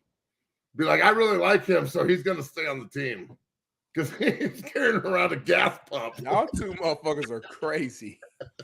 Oh, fuck. I tried to go the other way. All right, I tried to go the other way and fucking help, and I got persecuted for it. So now I'm going to the other side with my people, and I'm just, hey, I'm a man, and you're a woman, and I want a dude coaching me. That's true. I shouldn't have gone the other way. That was dumb. All right. My second question to you in the free agent trade world. This is a real serious one, Matt, that I need your take on because I know you'll have Get a great serious, one. Matt. Get serious. Stop smiling. Serious. The Bears, Matt, the Bears traded a fourth rounder for Keenan Allen. I said on the show yesterday, don't be surprised if Harbaugh cuts bait and gets rid of everybody, and this is what he's doing. The Sean Payton attack of things, what he did in Denver last year, similar to what you're seeing right now. I'm going to cut bait on the older side of things. Mike Williams, who's always been hurt anyway. Keenan Allen, who's great still. I love him, but he's an 11th, 12th year guy. Not a speedster, not a guy to take it off the top. Great route runner, savvy, physical, all the shit. But he's a huge cap release. And they got Swift over there in Chicago. In the last 48 hours, I thought the Bears have done as well as anyone in football. They're going to put a rookie quarterback with this group. And that's my question to you. Is this a telltale sign that Justin's staying? I have a weird feeling that I think they've been playing everybody. Me too. And I would love that they played everybody and they actually stood on business and said, we're going to roll with the guy that's been in the fire for 3 years already and made a roster better around him. And I still got number one, Matt, and I'll draft Marvin Harrison. Yes, that's a great fucking idea. Or trade the pick and get 3 first-rounders and go and still draft Marvin Harrison because he's not going to – the quarterbacks are going 1 and 2. Look, I think Chicago – I've been saying this every opportunity I get to talk about it. I am not a Caleb Williams fan. I know that he can play. No one's saying he can't play in college. But you're not going to risk your career on this guy. No, college and the NFL are different, dog. They're just different games. And, like, I'm glad that the mainstream media has finally started talking about this. They're different games. So I'm not saying he can't play. He may end up in Washington and be a fucking animal. Good for him. But Chicago getting all these veteran players and putting them around a rookie quarterback sets up all the veteran players for failure. And then you're going to be looking at Swift and like Keenan Allen Keenan Allen came to Chicago and was a bust. We got to get rid of him after a year. And then Keenan Allen ends up in Kansas City the next year and has 110 catches because he's an unbelievable possession receiver. So I personally think Chicago, I think they are playing everybody, bro. I think they're going to end up either keeping Justin Fields or trading out of one. And if they trade out, they could still get rid of Justin and trade out of number one. That's why I say it like that. But I would be keeping Fields and seeing where we can take a dynamic offense and seeing if they can institute some of the college schemes into it like they have. He's a very athletic kid, and fortifying around him. And then this is the other thing. If it doesn't work with Justin, you fortified around a future go-get free agent, or you fortified around a future the quarterback that you draft later in the first round, because there's supposedly, from what I'm hearing, this draft class is really deep, right? So if it's really deep, then why do we have to put all of our eggs in the basket for the fingernail paint and dress wearer at the top of the draft? That's all I'm saying. Those are facts, and I'm sorry everybody that just got mad at me for saying a dude wears a dress and paints his fingernails. Figure out what you're going to be mad at me about. Would you block for him? Well, I'll block for anybody, dog, because I'm getting paid. Yeah, I don't give a shit. I care about bread and like playing football, so I don't care who the quarterback is. I mean, I do. I want to win. That's not my job. So whoever they bring in, that's who we're blocking for, period. I don't care what he looks like, who he is, gay, straight, don't mean nothing to me. Just can you play or can't you? But Caleb Williams, I don't have to like him to block for him. I would absolutely block for him. I don't like him. But maybe hanging out with him, I'd be like, oh, shit, I want to paint my fingernails and wear a fucking dress too. I don't know. Maybe he's that kind of leader, but probably not. Just saying. I agree. It's too much of a reward. Matt, you know this business better than anything. Like, you're not going to take a new kid on in your business at 6-0 unless the reward outweighs the risk. Absolutely. I don't need to take on a kid that I can't see him getting a scholarship. I can't see him making everyone around us better in this facility. Yeah. And I can't get him to get coaches in my building to see other kids. So it's like, I'm glad you brought that up. So it's like the great college player who just killed it, right? And you see him and you're like, I don't know if he's going to be able to translate to the NFL. Well, he's going to be undrafted. We'll see. But he killed it in college. Well, I got high school kids that come in right before their senior year. And I'm like, okay, why are you here 3 years into high school? Like, you understand the recruiting process starts when you're like, these days with social media, my 8th grade kid is getting invited to junior days. He's not even in fucking high school yet, bro.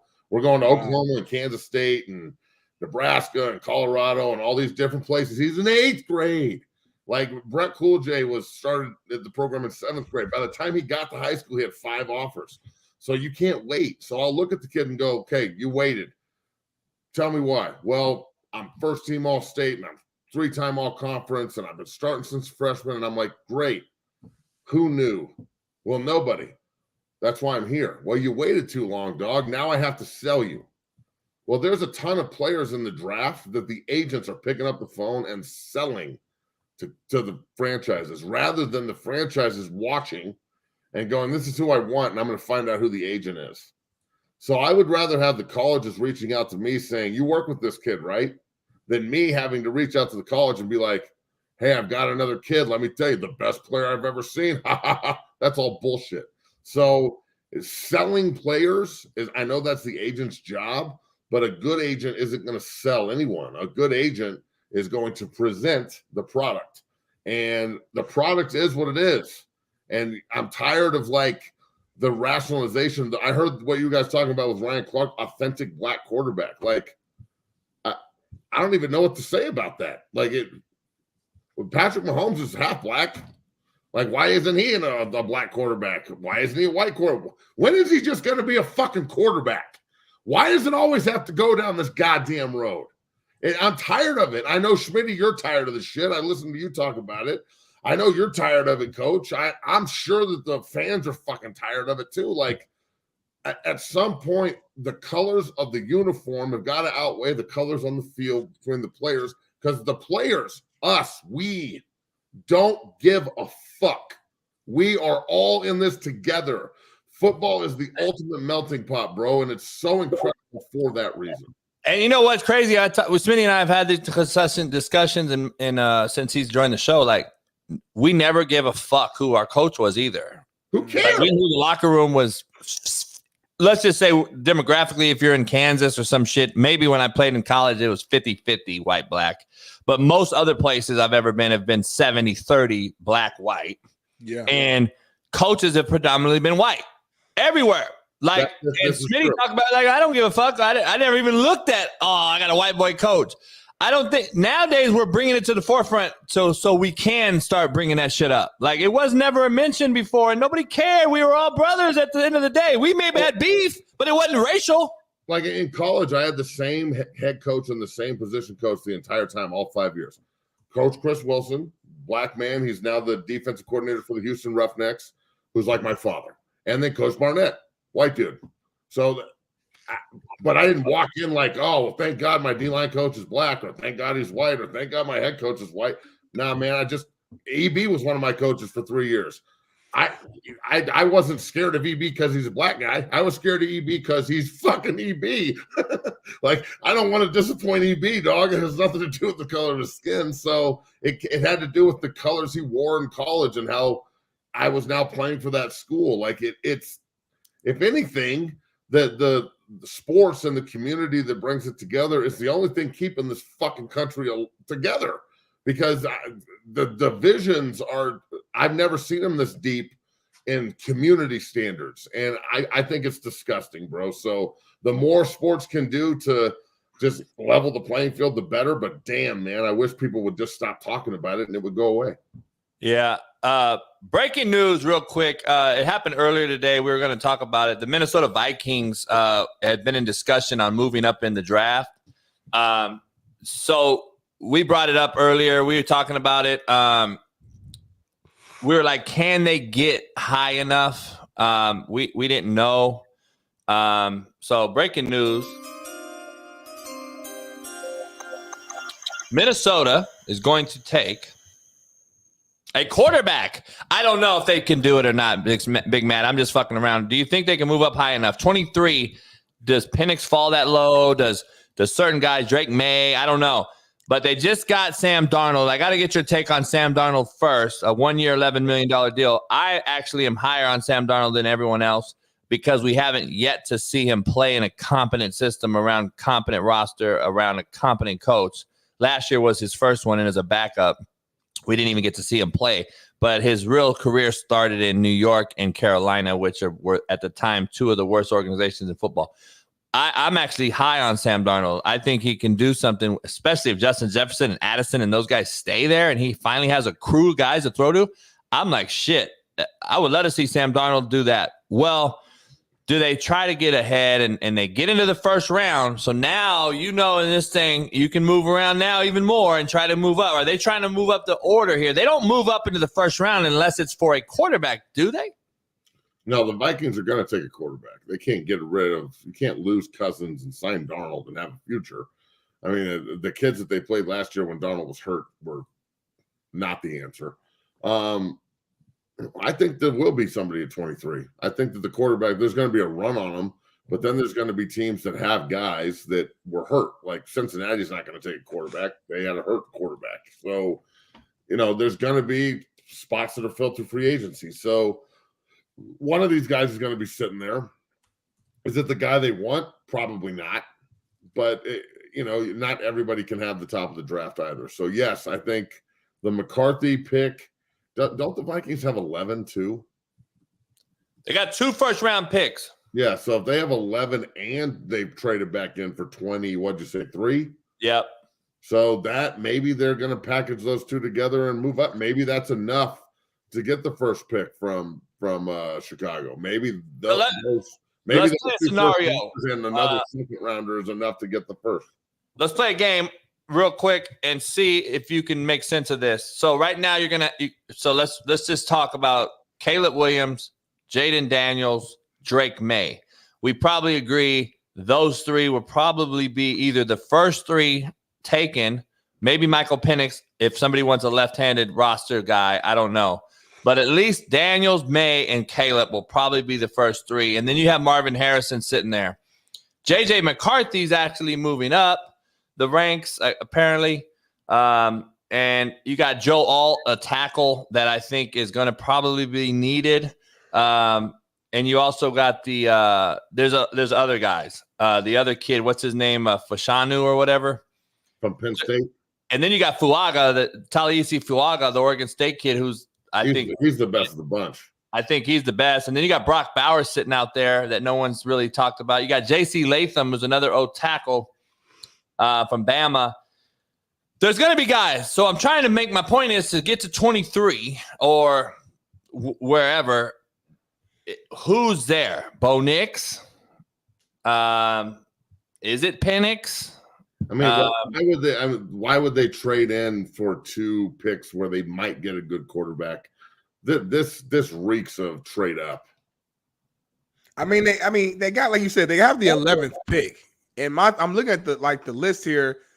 I mean, the first 3 picks, like you said, JB, will probably be quarterback. You got the Bears, the Commanders, the Patriots. They all need a QB.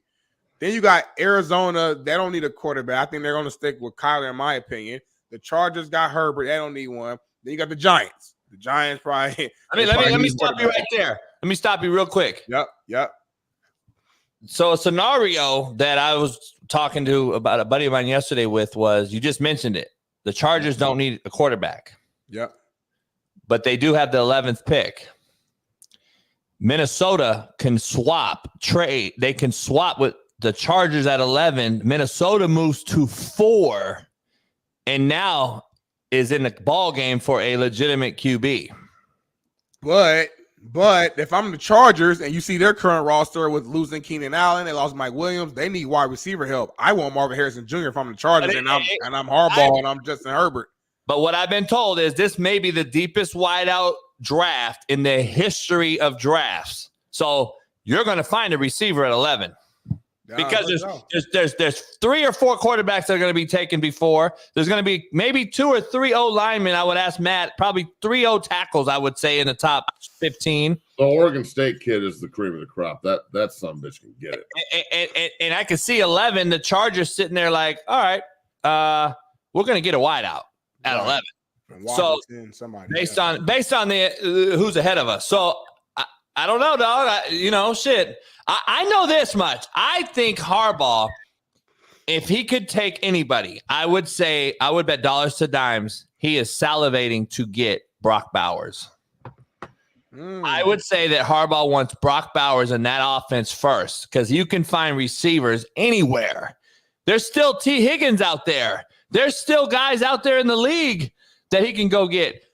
And a little less 20 wideouts coming out in college that are pretty fucking legit. So I'm sure wideout is not his priority. Plus, Harbaugh's going to get into 21P and run ISO down your fucking throat, and you ain't going to know how to defend it anymore.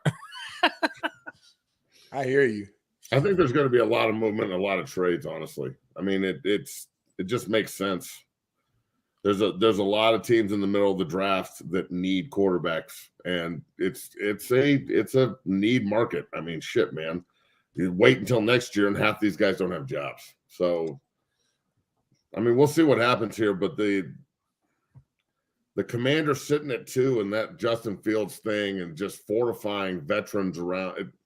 I guess you do want vets around your rookie, but those vets would help Justin Fields, who's already cut his teeth. So I do. This is an interesting draft. Every draft is fun to watch and break down and figure out what's going to happen. But this feels a little different. It's crazy, man. There's a lot of talent in this draft. Man, we shot these. We're like, Cord is a Minnesota Vikings fan. Joe Cord's in the chat dropping encryptic fucking text. I don't know what he's doing. He's dropping one word fucking sentences. First of all, Minnesota is not going to go to 3, in my opinion, because New England needs a quarterback. So New England's not giving up 3rd pick. I could see them moving up to 4 and swapping with what I just said, the Chargers. I could see that now that they're in the first round with a 23rd pick and 11. I could see them swapping. I don't know, but I don't think New England's giving up in the 3rd spot. They need a quarterback, right, Matt? Yeah, they're not giving up 3, bro. If anything, they should move up. Shit. I mean, the Patriots, if I'm Gerard Mayo, I'm just hoping that I have enough talent on the team to actually try and win a game. I mean, their offensive talent poo-poo. I mean, it was bad last year. It is terrible now. They've got a problem work to do. Their defense is not the problem. I mean, I don't know how the defense is going to look under Mayo. I'm sure it's going to be the same. They're consistently pretty good on D, but their offense last year was god awful. And then getting rid of Mac Jones, that tells you what they're going to do. Who? Mac Jones. But I will say this: if Jaden Daniels falls to New England, they should be doing jumping jacks, because I think that kid might be the best of the bunch, bro. Hey, you know what's crazy off the top of the record? I'm just seeing all this shit going down. I'm not flying anytime soon. Just FYI. Flying? What do you mean? Like flying in an airplane? Do you know that the 6th Boeing plane this week alone has had to go in for an emergency landing after taking off? Yeah. After they found that guy dead? Have you ever been on one of those planes? Those planes are terrible, bro. Like, have you noticed they found that guy dead, the Boeing guy, and it's like a conspiracy, and they say he shot himself in his car and all this shit, and I'm like, I missed this, but I'm telling you, we were talking about the draft, and now tell me where this is going. I'm with it. Well, I don't know where it's going, but I'm just telling you, I'm not flying. Jay, I'm not gonna fly. JB, hey, his mind be fucking everywhere. His motherfucker be. What the fuck? Remember last week, Matt? We were talking about something, and somehow he went like a whole nother thing that had nothing to do with anything. Yeah, it was the whole women in sports thing. Oh, okay. It was like, hold on, what? How do we get here?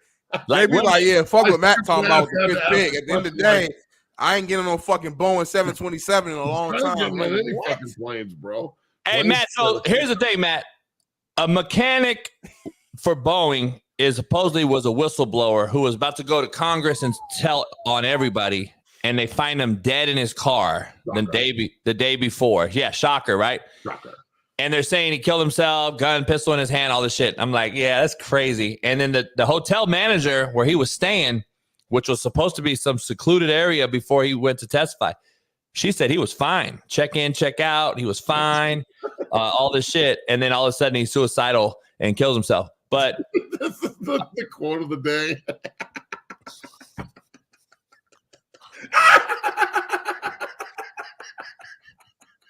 Hey, you motherfuckers in the chat are relentless, bro. I respect it. Exactly, right? You gotta respect it. I respect it. You guys are fucking relentless. I love it. I can't do it. I can't do it. I can't do it. I can't do it. I can't do it. I ain't flying nowhere. Fuck it. I like driving anyway. I don't know. Well, I'm going to Florida in May, and I'm going to Mexico in May. I got 2 trips in May I have to go to, baby. So T's and P's. Hey, T's and P's. Gets on the plane. It's two women in the cockpit, all women stewardesses, all woman flight crew. I'm out. I'm out. You're like, fuck. I'm out. I mean, I wouldn't get anything done on the entire flight. I can't get anything done right now. Get that picture out of here, bro. What are we even talking about? Hey, Matt. Smitty, just FYI, you can drive to Mexico. That's true. You can. I'm not though. I'm just telling you, FYI though. Cause I a lot of times when I travel, I got paraphernalia and like with me as well, and I don't want them checking back in my trunk. Paraphernalia? What are you smuggling? What the fuck? What are you smuggling? Yeah, he's telling you know the word. Say the word. You can buy anything you want in Mexico, right? You paraphernalia. Stuff. What is it? Say it. Paraphernalia. No, you say it. Nah, you say it. I said it twice. It's your turn, motherfucker. You say it. Big Smitty is the worst pronouncer on the show. Paraphernalia. I like fucking with him. Paraphernalia. It's weed, fool. Hey, I don't know where this show goes on. Everybody saying, what part of Florida? Hey, I'm going there for a wedding, y'all. I don't know if I can link up with y'all. I am flying into Tampa, but I'm not going to be into Tampa. I'm flying to Tampa, and I'm driving somewhere else. So if I can link with y'all, I'll let you know, man. If I run into y'all, we can take a quick picture, take a selfie. I'll sign some autographs, kiss some babies, and move on. But I got stuff to do while I'm out there. I'll show up and fight y'all motherfuckers. What's up? I don't know. I don't know if anybody wants your picture or autograph. Yeah, I got real fans, baby. For pictures and autographs and shit. Yeah, motherfucker, goddamn Justin Jefferson and shit. Hey, I got real fans, baby. I'll show up and start signing babies and kissing autographs. Hey, big man, listen. How much y'all know?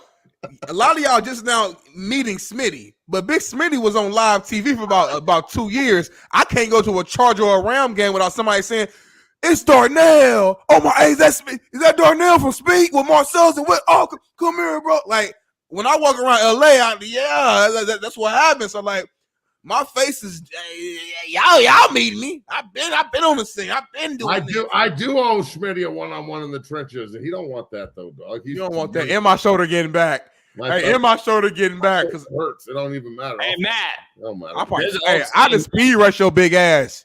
Hey Matt, that'll work because I ain't moving. What? Exactly. There's an old saying: when you're good at something, you tell us. When you're great at something, we tell you. He's telling us that he's I didn't tell you I was great. I'm telling you what happens when I walk around the city. It's a fact. All right, Matt, real quick. Yeah. Next couple minutes. Okay. Ritter got traded to the Cardinals straight up for a receiver. Again, please let me know how I'm wrong on the quarterback market when we're giving up a quarterback straight up for Rondell Moore. Rondell Moore, is that the kid from Purdue? He's a beast. Okay, whatever. They compare Rondell Moore to Reggie Bush in college. You don't give up your franchise quarterback for a slot receiver. That's all he's saying. Ritter ain't no franchise quarterback. That's the point. My point. There ain't none. Starter last year. There was a starting quarterback, Big Smitty. He did start for him, though. That's their quarterback, and he started for a fucking franchise. And they got Kirk O'Baines now. They got Kirk. They drafted him though early too. They got Kirky over there now. I'm just telling you, dog. Kirk got his 2 chains on with no shirt. I'm telling you, Kirk there like this right now. Yeah, he's in Atlanta now. He's in the A. He's turning different. Hey! Quarterback play is cheeks. It is terrible. God awful. All right, Smitty, Matt, we've already talked about the Queendom getting Hollywood Brown from Mahomes on a 1-year deal. They're also trying to get OBJ on a 1-year deal. Let me bring in a scenario to you both that is going to make you both cringe that no one else is going to talk about. Your hair's combed, motherfucker. Stop. Looks like motherfucker painted it on. It look good, don't it? Thank you, my guy. Appreciate that, my guy. Yeah. I didn't say it looked good. I just said he painted it on. Yeah, Smitty, fuck him. Let me give you a scenario real quick that nobody want to talk about. TikTok, listen to this one before the government bans you. TikTok, listen to this before the government bans you. Yeah, fuck you, TikTok. Here's the thing I got to tell you. Do you imagine OBJ going to Kansas City? Just hear me out for a 1-year deal. Do you know who OBJ is fucking with? Like getting some no. Smitty knows the deal. Who? He's fucking with the Kardashian, Kim. Can you imagine the Swifties, Kardashians in Kansas City? No one's talking about it, Matt. You're going to have Swift and Kardashian in fucking Kansas City. This is a mockery. This is what the NFL's doing. They're setting up the Queendom fan base to have a fucking another run to blow up the NFL's, I don't know what base, but you imagine the Kardashians and the Swifties in the same press box every game? Holy fuck. Oh boy. Where do we go with this one? Let me tell you. So yeah. Hey, don't they got beef? I'll look at Kim Kardashian all day. I got no problem with this. Don't they got beef? I'm sure they do. I mean, Kim. They used to be real close back in the day. Kim used to work for Taylor Swift back in the days. You bring in Kim Kardashian and your franchise might implode. She's a real killer. She's a man eater, dog. She'll fuck you up. Facts. You make some money though. Well, fuck. You imagine the shit show that the Chiefs are going to be. You know who else is going to be in the press box? Jason Kelsey with no shirt on, chugging beers. It's going to be awesome. And they still going to win another Super Bowl. Yeah, with all that being said, everyone 3-peat. I don't think so. Are you right, D. Jones? I got mixed up. Paris Hilton, my fault. Paris Hilton, yeah, it wasn't Swifty. Black people shit. Taylor Swift, Paris Hilton. Just say anything, yeah. Take to the Bahamas on their bye week before they lost to the Giants. I think so. He took some pop star to the Bahamas. What was that bitch's name? Or excuse me, what was that chick's name? My bad. Hey, did you see Britney Spears naked? No, thank God. She's naked doing IG model. She's doing IG posts naked and shit. And I'm like, if you don't put your fucking no acetol away. It's so tight, baby. It's so tight. Hey, they watching our show. They like, these motherfuckers hate women. He took Jessica Simpson to the Bahamas, and then they lost. They like, hey, JB, they like, these motherfuckers hate women. They talking about Kardashian. They talking about Paris Hilton. They talking about Taylor Swift. They calling them bitches. They talking about Jessica Simpson. They saying Kim Kardashian's a man eater. You can't be a pilot. They're like, you can't pilot. You can't fuck. I'm like, if somebody, ladies, if it's your first time watching our show, I apologize. These are jokes. We love women. Do not run from us. Please don't run. This is Free Game Friday. We get a little wild. Do not be scared. Golly. Yeah, man, don't be scared. I can lick my eyebrows. Hey, Matt, your boys, you love the Lions extend Dan Campbell and Brad Holmes through 2027. They extend those two. You like what the Lions are doing? I don't think they're a serious program because what I said earlier this week. We're not going to revisit why, but I saw the NFC Championship game. I know that's why they lost though. They're a play away. I know they had a woman coach though. Hey, so look real quick. Let's dive into it. The Lions right now on paper. Who would you take in the NFC, Matt? You take the Lions, Green Bay, or the Niners? Who has more women coaches? The Lions. Take the Packers. And by the way, the Niners had a female too, and they lost again. Does Green Bay such a dick? The Chiefs do too. Does Green Bay have any females that work for them? The Chiefs do too. Front office. Well, then fuck. We can't root for them. Front office is great. I love women in the front office. I don't love them coaching my running backs. But anyway, Matt, the Rams signed Hayden Hurst, tight end. I love it. McVay, another big time tight end with Stafford. The Rams are a serious organization, Matt. I think the Rams are making moves. I like the Rams in the NFC moving up the pecking order to me. I like Detroit more than I still like the Rams, but I do think that they're getting better. I don't know if Hayden Hurst is a big time tight end. I mean, if he was a big time tight end, he probably wouldn't. Well, I think they got Higbee already. I like the combination of those two. A couple of white boys out there with long hair running around, fucking catching seam routes. Good for them. White boys are good at tight end. I ain't gonna lie. White people shit. White people shit right there. White people shit is awesome at tight end. White boys cold at tight end. It's like frat boys, long hair, drink beers. Kind of taking over the tight end position. That's y'all shit. Like it used to be black guys like the Sandman and Shannon Sharp and Winter Ben Coates and all these other dudes, but we did have Ditka. Ditka was Gates. Well, I think it might have been Jackie Smith, great tight end. I mean, you probably John Mackey. John Mack. So it was even for a long time, and then the 2000s hit, and it went this way for white guys, man. I mean, fuck. And it's even going wider coming out of college. Clap it up for y'all, though. Clap it up for the white boys. Hey, we got one position. We got tight end and kicker, and that's an O-line kind of. You got Noah Fant is an underrated guy. I think I like him. Got a lot of white guys, and they're all coming out of college even wider. Iowa has every tight end in the country. Iowa has all of them. It seemed like. Yep. Yeah, well, that's tight end you, bro. We didn't even bring up Kittle. I played Iowa in college. I think Kittle was there, but he wasn't playing yet when I played him. Damn, you're young. What this fucking laugh you two do, bro? Is this like it's my laugh, JB took. Not your laugh.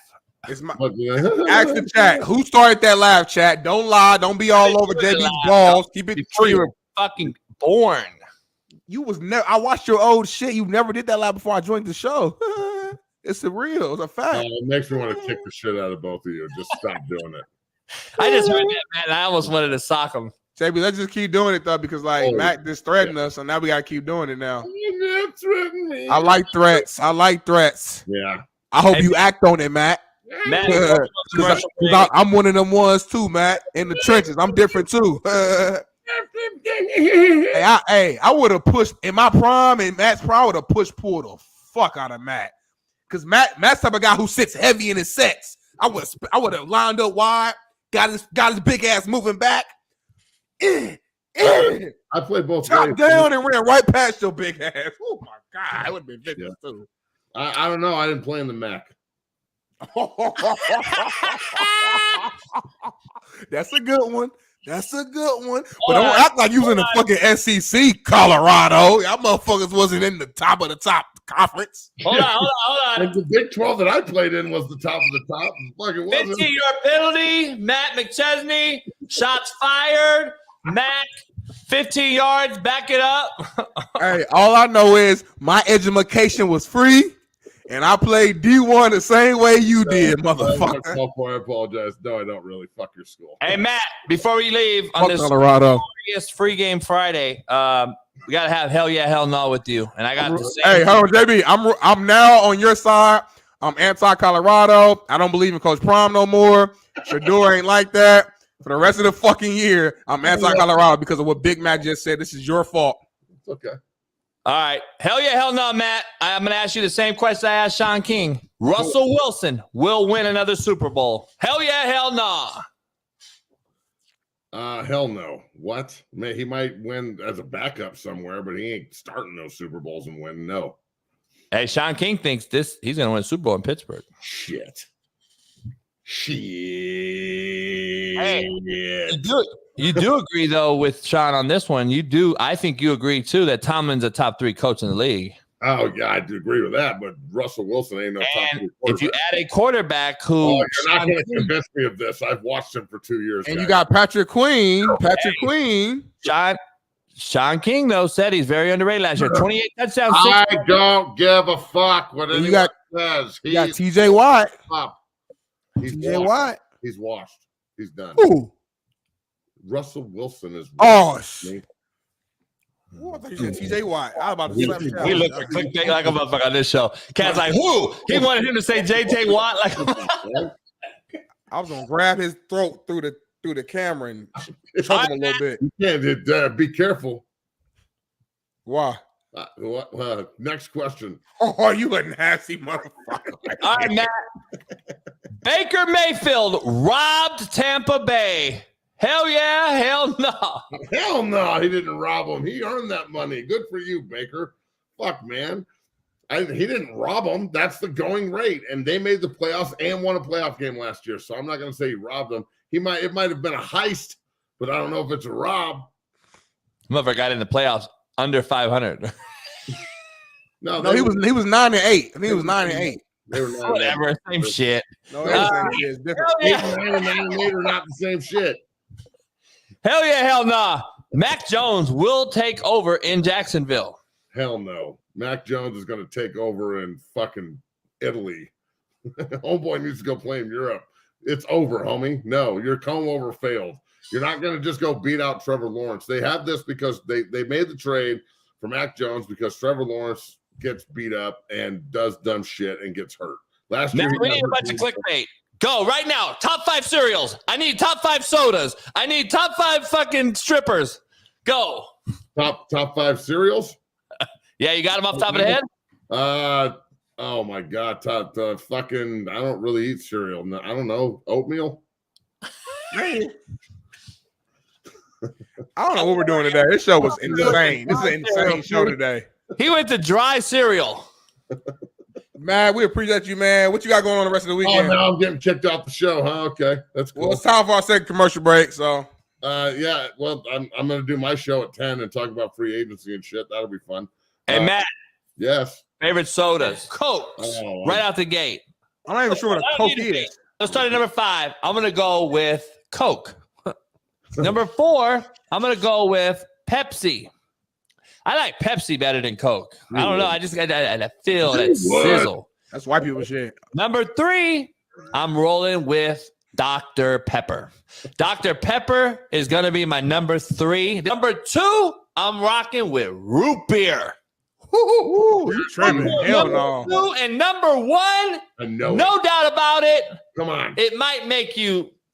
I've heard it does, like, I heard it kills sperm. I heard it gives you fucking Mountain Dew. It's probably white people shit, but Mountain Dew is just that syrup that they put in there that probably causes cancer and everything else is unbelievable. Keep causing it out there, people that make Mountain Dew.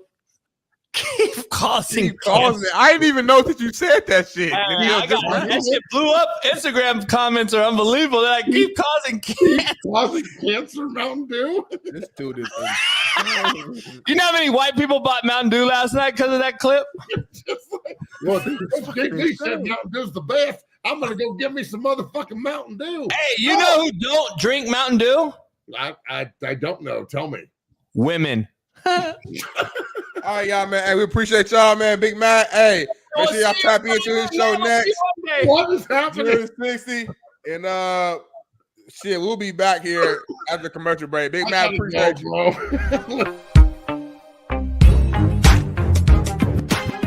The University of Colorado, your near and dear alum, had their first team meeting. Yesterday. They had their first team meeting, Matt. We're trying to be calm. They had their first team meeting yesterday.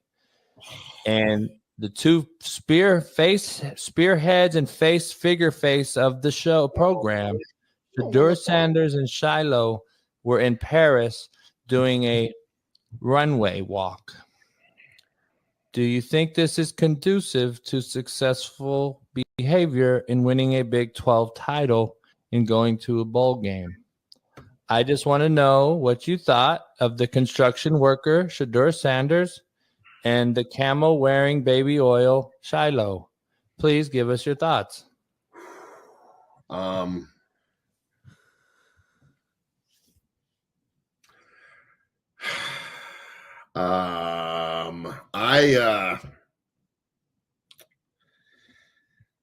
Boy, I'll put it like this. I definitely see why people hate Colorado so much. I mean, you're going to miss the first team meeting when we get back for a fashion show and runways in Paris, bro. I know that everybody at Colorado is going to get super pissed off at me for saying this, but I'm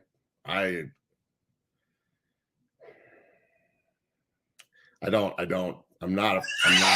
gotta help you. I gotta dive in and save you, homie. You don't know what to do here, bro. Like I gotta save you, dude. Hey, man, I gotta save you. I gave you the full picture.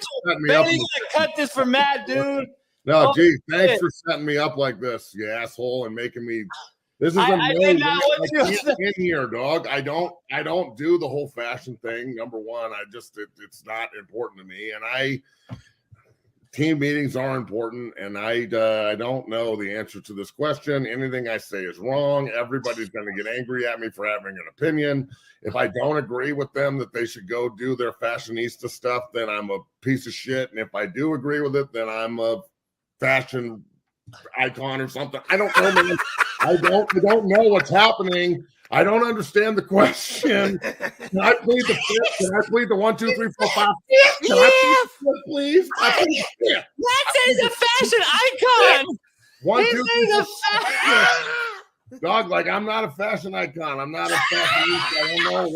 I don't know what to say. I don't know what to do. I'm super confused. I don't appreciate the question and how you set me up like this.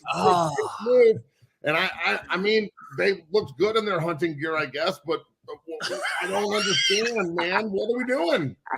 I'm wrong. Everybody's just going to get super pissed off at me now because of you. And you asked me this question knowing that it would just make me be super like, Smitty, man, what am I supposed to do here? What the fuck, man?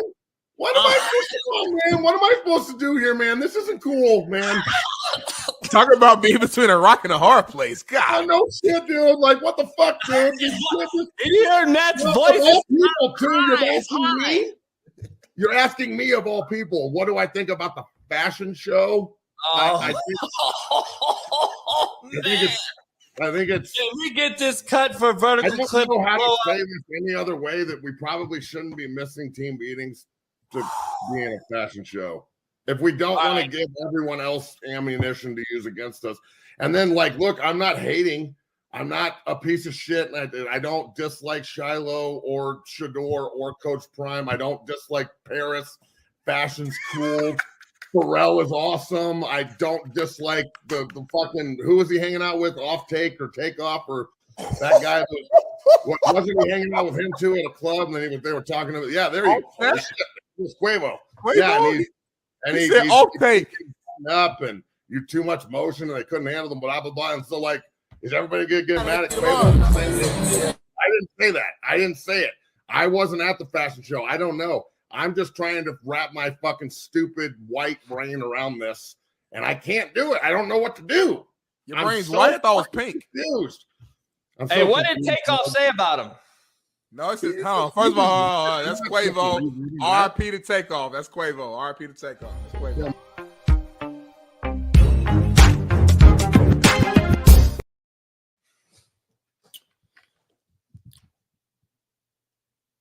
What up, what up, what up? Is that what JB say? My brother say?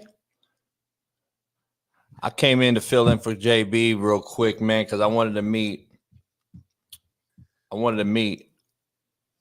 What up, Smitty? Jabron is here. Hey, man, I filled in for my brother real quick. I wanted to shock the world because I wanted to meet Jeff Nadu. Oh, okay. I got a beef with him. Really? I was about to say, I think Jeff would like you. Why did you beef it with Jeff?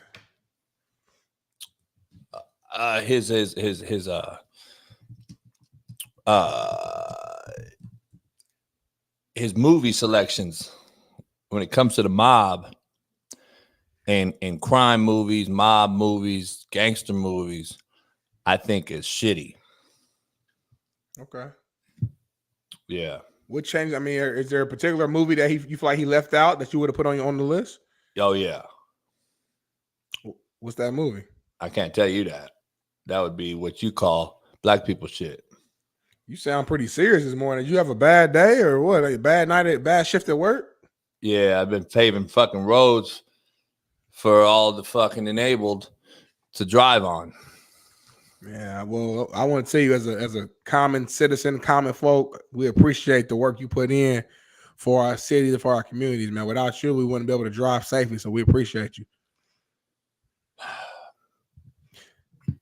Are you a guy that your brother said when he gets special attention from a lady that he use wet wipes to clean himself up? Are you a wet wipe guy, or do you go take a full-blown shower? I mean, how do you typically operate? Wet wipes are good things because we're bigger guys. You know, we're not a little kid. We're not little 180-pound boys. We got size to us. And you know, if you ever fuck with big girls, bigger they are, they also got some more things that need rubbed down. They got creases and shit in there that you don't just see on a little girl. You know what I'm saying? Okay. Do you like big girls, big women? I like a bigger girl, yeah. Okay. Not fat, like per se, but a little meat on their bone. Okay. Well, we got some ladies in the chat. They got some meat in their bones. So I don't know if you're a single man, but you might have a few ladies in here who could be a good fit for you, man. Just throwing it out there. I ain't trying to cause no trouble for you in your household. Yeah. You want to take some calls, man? Speaking of our fans, I thought it might be a good time you take a few calls from our fans, man. You see a number on the screen. Anybody want to talk to JB's brother Jabron? I will warn you, he's a little bit in the I don't want to say a bad mood, but he had a tough night. So make sure you come with the right energy. Ladies, if you call in, maybe you can soothe them with your voice. Anita, I know she's in here. Go ahead and call in, man. 213-721-5528. Go ahead and call in, man. We got Jabron in the building, man. My brother Jabron. We got some callers in here. Smitty, go ahead. Smitty, go ahead and take the call. Yo, what's going on, man? It's your boys, Big Smitty and Jabron. Who we got?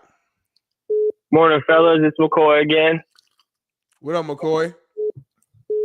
Man, Patriots are probably screwed. They're not going to be able to get Daniels. I mean, more than likely, I feel like he'll go to the Commanders. Who knows? Oh, well, what's the next option? Drake May? I don't want him, but what's next for that? We'll dive into it. Portland, Oregon is in the house. You're on with Jabron and Big Smitty. Hey, what up? Hey, man, that's love. I got a question, man. Smitty, why the fuck do you think women can be coaches? I'm about sick and tired of hearing this bullshit. I hope you feel me too, Coach Brown. Well, the thing is, man, if you put the work in, like nothing is stopping a woman's mind from learning the game. So that's why they're Michigan's able to in the building, Big Smitty. Go ahead. Who we got? Yo, this is Brandon from Ypsilanti, Michigan, and I got a question for you guys. what do you guys think about Mikey Samerstill coming out of Michigan? Is he a pro player? Appreciate you. We'll get to that. Indiana's in the building. What's going on? Yo, Brown. I know when you're getting your ass ate, I gotta ask: are you shaving that shit? Or are you trimming it? Or are you having them just, eating through the woods there? What's going on? I think y'all will say pause, but good question. Yeah, I don't like hair. Brown taking phone calls for Coach JB show with Big Smitty. Go ahead. Man, I don't give a piss about nothing but the Tide Blitz, Bama Blitz. Nothing but the fucking Tide Blitz, Bama Blitz. Roll Tide. Roll Tide. Jeff Nadu, I'm waiting on him before I got. Hey, now Nadu was tied to the mob. You might want to be careful of how you approach it. I gotta get on the road because I gotta get on the road. I gotta get driving. I gotta go all the way out to here we go. Yo, what's going on with Brown and Big Smitty? Who we got? Yo, Brown in the house. Drop. Man, you can't be scared if you're gonna call in, man. You can't get scared last minute, man. If you're gonna call, then you need the ball. Brown, why you got a little bounce to you right now? You been rubbing your chin all like are you drinking like coffee. I'm on like eight coffees. Okay. I ain't know and my brother had a couple AEs over here last night. They made some cookies. What flavor? Chocolate chip, macadamia nut. Damn, they good. What's going on, y'all? It's Brown and Big Smitty. What up? What up? Josh Steele coming at you from Oceanside. What's good, fellas? What up, Josh? Hey, I was just going to see in your guys' opinion, will Belichick ever catch Shula? Appreciate it. Greatest show on planet Earth. Peace Appreciate out, you. Ooh, Grand Prairie, Texas in the building. Go ahead. Brown. Yo. What do you think about Sark in next season? He got a taste getting to the Natty. He's been there as an assistant at SC with Pete. Been there with Bama and Saban. He knows how to get there now. Let's see if he can take that next step as a head coach. Appreciate the call. You think El Monte, California. El Monte in the building. You're on with Brown and Big Smitty. Yo, Brown and Big Smitty, thanks for having me on. I just wanted to talk about the Keenan Allen trade, man. Big Chargers fan. It's got to be Malik Neighbors at 5, right? Yeah, I mean, you got to get a big time wide out. Like JB said earlier, it's a deep wide out draft. So I think Malik Neighbors or whoever's the best receiver that's available at that time. We got Monahan's Texas in the building. Monahan's Texas, go. Coach Brown, how do you feel about the Cowboys being so silent this offseason? This is his brother Brown, but we both agree that the Cowboys have a lot of other issues going on right now. We're going to dive into it. You're on the Coach JB show with Brown and Big Smitty. Go. Hey, I got a question about how you feel about Derrick Henry getting traded to the Baltimore Ravens. We're going to talk about it. Coach JB don't like it. All right, what up? You in the building with Brown and, on the Coach JB show. What up? Smitty, the motherfucking man, hands down. That's all I gotta say. You ball hard when you go to Ball State, baby. Stand up. Woo! Chirp, baby. I appreciate the love, my guy. You know the vibes. Hey, people really love me on this show, Brown. I know you kind of knew. I get a lot of love on this show, man. I really changed the landscape of the fans. What's going on, man? We got Brown and Big Smitty right here, man. Who we got? Hold up. You went with Brown and Big Smitty. Go. The hate for the Philadelphia Eagles got to stop. Brianna Johnson, terrible OC, is out of there. We got Kellen Moore in there. Kellen Moore's never had an offense with this much talent. The Eagles is the best team in the NFC. We got Devin White yesterday. Fly, Eagles, fly. CJ Gardner-Johnson, stop bringing up them Rams. Them homer glasses got to come off. Coach JB, Brown, let the brother know. Them homer glasses got to come off. The Philadelphia Eagles is here to stay. You sound like Rickman. I used to be around you at Cabrillo when you played for Coach JB. You sound the same. What up? You with Brown and Coach JB. Go ahead. Brown, what's good, brother? What's up, brother? Hey, I just wanted to get your thoughts. What's going to be your reaction with Caitlin Clark and the Iowa Hawkeyes taking all this year? I mean, I already stole your girl Addie Deal from Southern California. I just want to get your thoughts. Got you. Long Beach in the house. You on the Coach AB show with Big Smitty. Hey, Coach it's the man. We can't hear you, baby voice. Speak up. Smitty, I'm pregnant. I'm pregnant, Smitty. You pregnant? What they got to do with me? What up? You on the Coach AB show with Big Smitty and Jabrown. My wife's birthday. And Jabrown and Big Smitty. How come I ain't hear shit all year about Brock Purdy now? What you mean? What you mean? Motherfucker lost. He lost. What are you talking about? He lost. Sam Darnold that. Hey, we got Jeff Nadu in the building. Jeff Nadu, this is Jabrown. I'm JB's brother. I don't know if you met me yet, but I had a little beef with you. I wanted to talk to you about it before we take some calls that some people wanted to talk to you about. I got to ask you, I heard your take on your greatest mob movies and crime movies and mobster movies.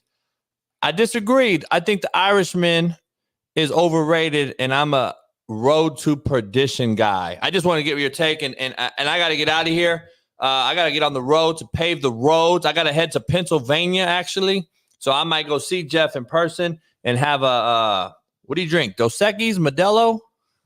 Stella Artois. Stella. I don't like Stella either. I'm out. All right, then, Jabrown. It was good seeing you, man. What's going on, Jeff, my guy? How you doing? Do we give his opinion any fucking credence at all? I don't. Man, he had an attitude today, Jeff. As soon as he jumped on, he said he had a bone to pick with Jeff. I'm like, Jeff ain't even met you yet. Why you got an attitude? So he had a bad day at work or something, man. But how you doing, bro? Terrible. Really? What's going on? I can be honest. Is it personal? Say that again. Is it something personal? No. Just bad gambling luck. Damn. I've been there. You know. And you I got always bounce back though. It sucks, but what are you gonna do? Hey man, keep on going. You know what I mean? Exactly. That's all you can do. The sunlight will come out, man. Oh, JB, what's going on, JB? What up? Hey, your brother had a little attitude. He kind of came at Jeff a little funny. I don't know if he told you. He kind of like had some beef with Jeff. Really? Yeah. Why? An idiot. About his movie list or some shit like that. He said something like he didn't like his crime movie list. Jeff was really like pissed off too. About to like go at. You lucky he left. It's about to get kind of nasty on this show. Jeff said he's an idiot. Yeah. He said he don't know why anybody has any respect for him. Jeff, I wanted to show you something. Hey, Anthony, why don't you shut the fuck up? Don't mention my fucking mother. You know, I'm not in the fucking mood, Anthony. Really? I'm in a house I fucking bought, scumbag. How about that? Not in the mood today, bro. Seriously. Provincia. So, JB, real quick before you start, Jeff said he's had a couple, I guess, bad bets, so to speak. On the gambling side, is not really going his route, so he is a little frustrated right now. But he's gonna push through and he gonna do his thing. Appreciate that. I'm horrible at betting, so I've been horrible all week. I've lost probably $200. Jeff, I got to ask you though. On the East Coast, you're in a city like Pennsylvania. We know New York, LA is a shit show. With what's going on, have you seen this? Yo, right here? fam, please don't tell me I think that's what I think that is. My man said, I'm doing something about this rap problem in New York City. He threw up at the end. Did I hear that throw up at the end? I got to ask Jeff, though. This is my take on this. We're turning these cities like LA, New York, Philly into third world cities, in third world country cities in front of our very fucking eyes. Like, I'm gonna tell you this, JB. So one of my good friends, he's from Chicago. He lives in Indianapolis now, but his family's still in Chicago. And we talked last night, and he told me, confirmed. He said, "Listen, bro." He said, "My mom," he said, "she's been calling me, and she's complaining because she looks outside her window, and there's fucking just immigrants literally all throughout Chicago now too. They're getting dropped off into like the hoods and stuff like that, and they're just like you said, you've been saying for months, literally walking through the streets, doing whatever shit, and like they're doing something where they're like paying Chicago residents if you decide to house an immigrant. There's some crazy shit going on. And I know you've been talking about it, like seeing it in San Diego, but for me to hear it like from one of my other guys from the Midwest, like it's in Chicago now. So it's getting kind of crazy. Oh, it's everywhere now. It's everywhere. And Haitian, I know Jeff probably done stories and shows on this shit. I've been watching Jeff lately. He's been breaking a lot of this down. But Jeff, I got to ask you about this Haitian barbecue guy that eats people's real barbecues them and eats them. I saw a video. He's eating this guy's penis off of him. Like, what the fuck is wrong with this guy? I've seen many. There's a lot of videos out of Africa I've seen individuals do that. That's kind of one of those, and that's so eating people in terms of like cartels and people like that guy. That's a norm. A lot of them do it. So they basically exiled the president there, or whatever they call him. No. Well, what happened was the former president was killed, Jovenel Moïse. He was killed 3 years ago. They never created a new government. They just installed some prime minister. He essentially fled the country, and now the country is in control of criminal gangs. And the guy Barbecue was a cop at one point. He now runs a group of coalition gangs. So like there's 10 or so gangs that are together, and he's the leader of them. There's other like younger guys too that run shit. And the Port-au-Prince city is essentially run by gangs. So I'm hearing that we're letting them Haitians. I've coached a shitload of Haitian kids from Miami in the past. They're letting them in the U.S. right now like crazy. When it's not just there, Venezuela as well is one of the biggest migrant pushes. Like they're just fleeing that country in droves and droves and droves. We hear a lot about MS-13. You've heard that word before, well, right? That's a big gang in L.A.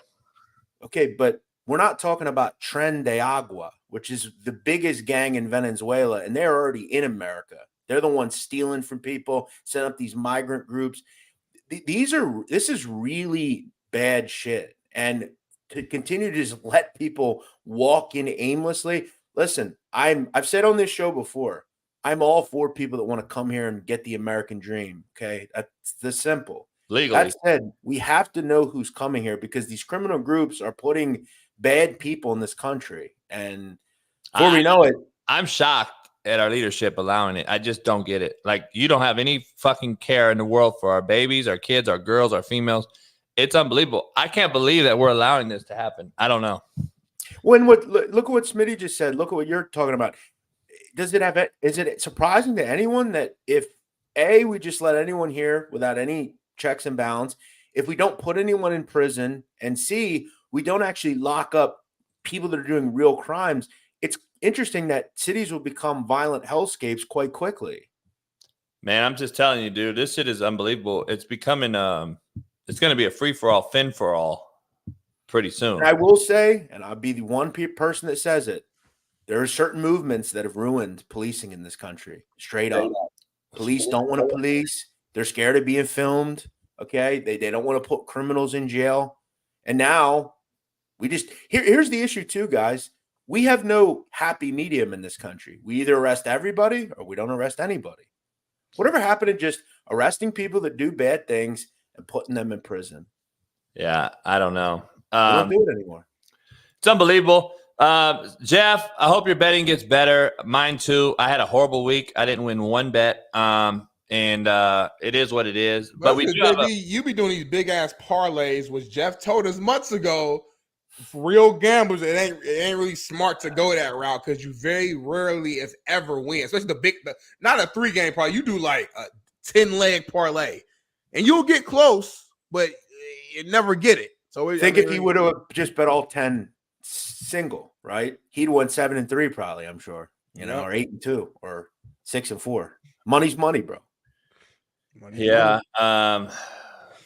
it's unbelievable. I don't get it. We got March Madness selection Sunday, I believe, this weekend for March Madness. Nah, Mo, he ain't talking about Black Lives Matter. He's talking about defunding the police. What do you mean? All right, let's dive into this real quick. By the way, would you imagine her coaching you, Jeff? Why do you keep bringing this up, man? That's AI. That's AI. That's AI. That's not a real photo. No way. That's the politician, though, by the way. That's her face, but that's AI. Yeah, but that's the politician. She does have a quite a nice rack, as Jeff would say, though, Smitty. That may not be the rack, but she does have a rack, and she has gone viral 4 times for being on the state Senate floor with her tits out. Not to that extreme, but I'm just saying that's a real woman. That's a woman's woman. Oh, yeah. And I don't want her coaching me. Jeff, I don't want her coaching me. I'm sorry. Neither do I. You ever see that AI photo of Nancy Pelosi? Yeah. No. She has like crazy. You ever see that, Smitty, with the all rack? the AI stuff, Taylor It's Swift wild. AI, all that shit is crazy. JB, I thought you said you was done talking about the coaching thing 2 hours ago. You just said it 4 more times. I am done with it. I'm not talking about it. I just wanted to show Jeff. Fucking Yeah, but you just brought it up about what's she have to do with coaching? She's like a politician. Exactly. Hey, can you imagine, Jeff? Can you imagine this guy's voice with not knowing who it is? I just wanted Smitty? No, this guy. Mullen, South Carolina native, would not mind being picked up by the Panthers. That'll be great, man. I'll be right down the road. It'll be a little easier for my family to come watch me play. So that'll be great. That's just them telling me that they want me on their team, man. A lot of coaches came and hollered at me before and after this process here, man. A lot of them, man, they say they got a buzz in their facility for me, man, and I'm just ready to see where I'm going to land. Hey, I ain't gonna lie. I want him on the coach now. It's something about them country brothers, man. They fucking naturally strong. Yeah. Fucking fast. They heal like fucking Wolverine. I can't I lie. want that brother on my squad. I can't lie. I thought that guy would. I didn't think he would have looked like that, to be fair. Everybody in the country, I think, thinks he's white. And a lot of people think that Elon got a hold of an AI situation there, too. But that is him. That is him. He does sound like Randy Moss. Black people are from the South, too. Ain't some country folks from the South. Randy Moss, country as hell. Smitty, you forget who you're talking to? You act like I haven't recruited him forever. South Carolina is my Maybe number you forgot. one. It might have been a while, JB. Yeah, South Carolina is my number one recruiting bed. Trust me. They're ballers. Hey, he's from Mullen, South Carolina. They have 3,500 people. It's 3 miles from a country road. Mullins is, and Mullins is. They have fucking dudes. I'm just telling you, South Carolina per capita is the number one recruiting bed in America. That's my personal recruiting opinion. So you missed out on that guy. Hey, Silver Bluff, South Carolina, go there. Holy fuck, they got dudes. All right, so we got a lot going on, Jeff. I got to get your personal and professional opinion on this. Since I do honor it and I take it seriously, this draft and these trades that happened yesterday, I got to get your take. Sam Howell, who we just had on the show, we had Sean King on the show every Thursday, who's our NFL quarterback guy. He said he thinks Sam Howell's a starter in the NFL in the future if he's around the right team. 2 hours later, he's traded to Seattle. It's a crazy one. This was a shocker to me, along with Keenan Allen to the Bears. But I want to get both of your takes. I want to get your take on both of these moves. What does that mean for Geno Smith? Do they trade him? And what does it mean for Washington? Do they move up to even number one? And then does Keenan Allen going to Chicago tell you that Justin Fields may be all a ploy and it may have been smoke and mirrors and they're keeping him? Well, in the case of Sam Howell, I have no idea. Look, I think there are some tools there. Got to cut down on the turnovers, though, obviously, right? Maybe under Pete Carroll, I would have been I'm just kind of out on the Seahawks. I don't know why they got rid of Pete Carroll. I don't understand why they got rid of Pete Carroll. I don't really know where they're going without Pete Carroll. Also, Justin Fields. I like Justin Fields. I've said that before, and I'll say it again. I loved backing him as a quarterback. I thought he was an electric player. It does seem like, though, they're going in a different direction, but then it also doesn't seem like they are. So I don't really know what to make of either of these moves. You're the quarterback guy. You tell me what you think of Sam Howell. Well, that's what I've been saying. Quarterbacks, the product's so bad and god awful that I don't know if I've ever seen a swap for a starter who started an entire season last year, and Desmond Ridder straight up swap for Rondell Moore, a receiver. The quarterback market is horrible, man. The quarterbacks are garbage. That's why there's more issue too. There's more quarterbacks that took a snap last year in the history of NFL than ever before.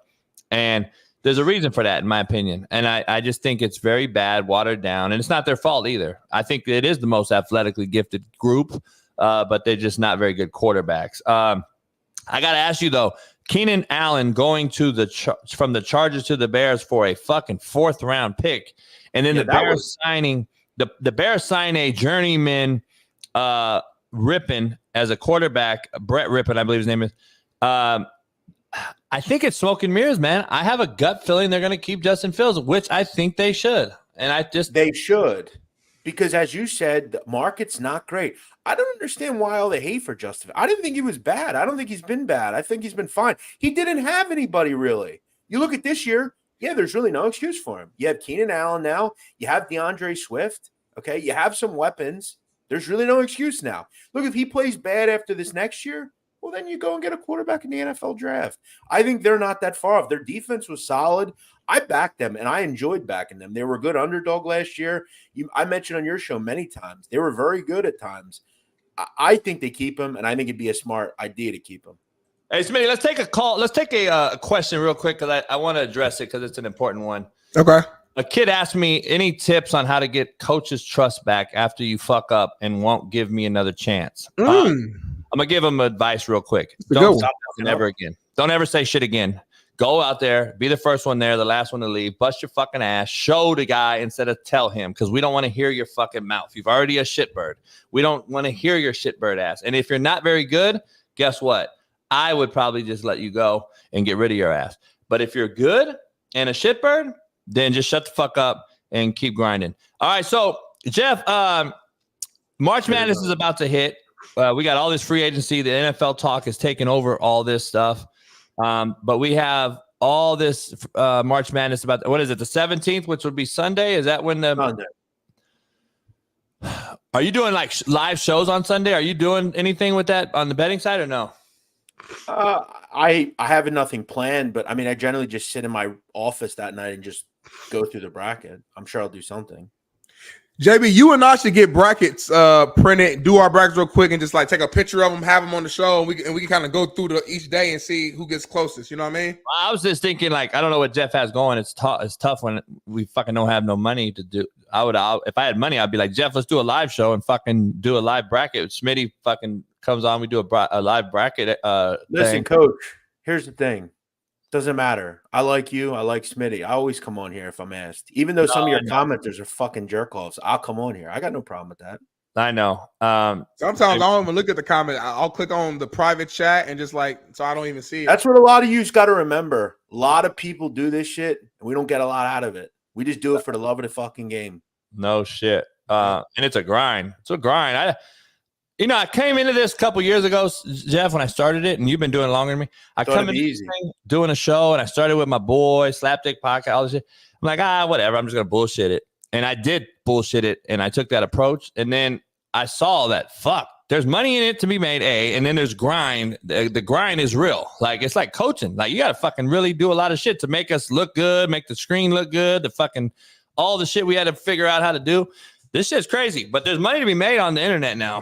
And we've seen the McAfees and we've seen all these people who have thrived in it, but I think there's money in it, but we got to crack the code.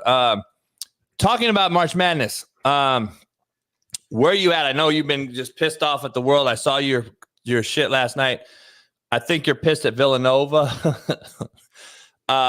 What's going on? Who are you expecting, I guess, to be your give me your 4 1 seeds. Purdue. Now, obviously, this is contingent on obviously they don't lose games today, but Purdue, UConn, Carolina, Houston. Carolina. Correct. At this point, I think Tennessee, obviously, you think about as well, but yeah, I think Carolina is the 1 seed. Especially if they beat Duke, I think they're a 1 seed. And I think Lenardi has them as a 1 seed as well. I agree.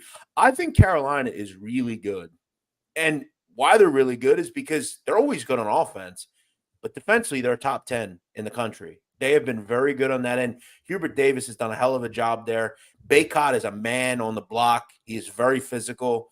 I like Carolina a lot. I think they're a 1 seed. I really do. I would not put Arizona as a 1 seed. I don't put Tennessee as a 1 seed. I guess you could, but I'll take Carolina over Tennessee.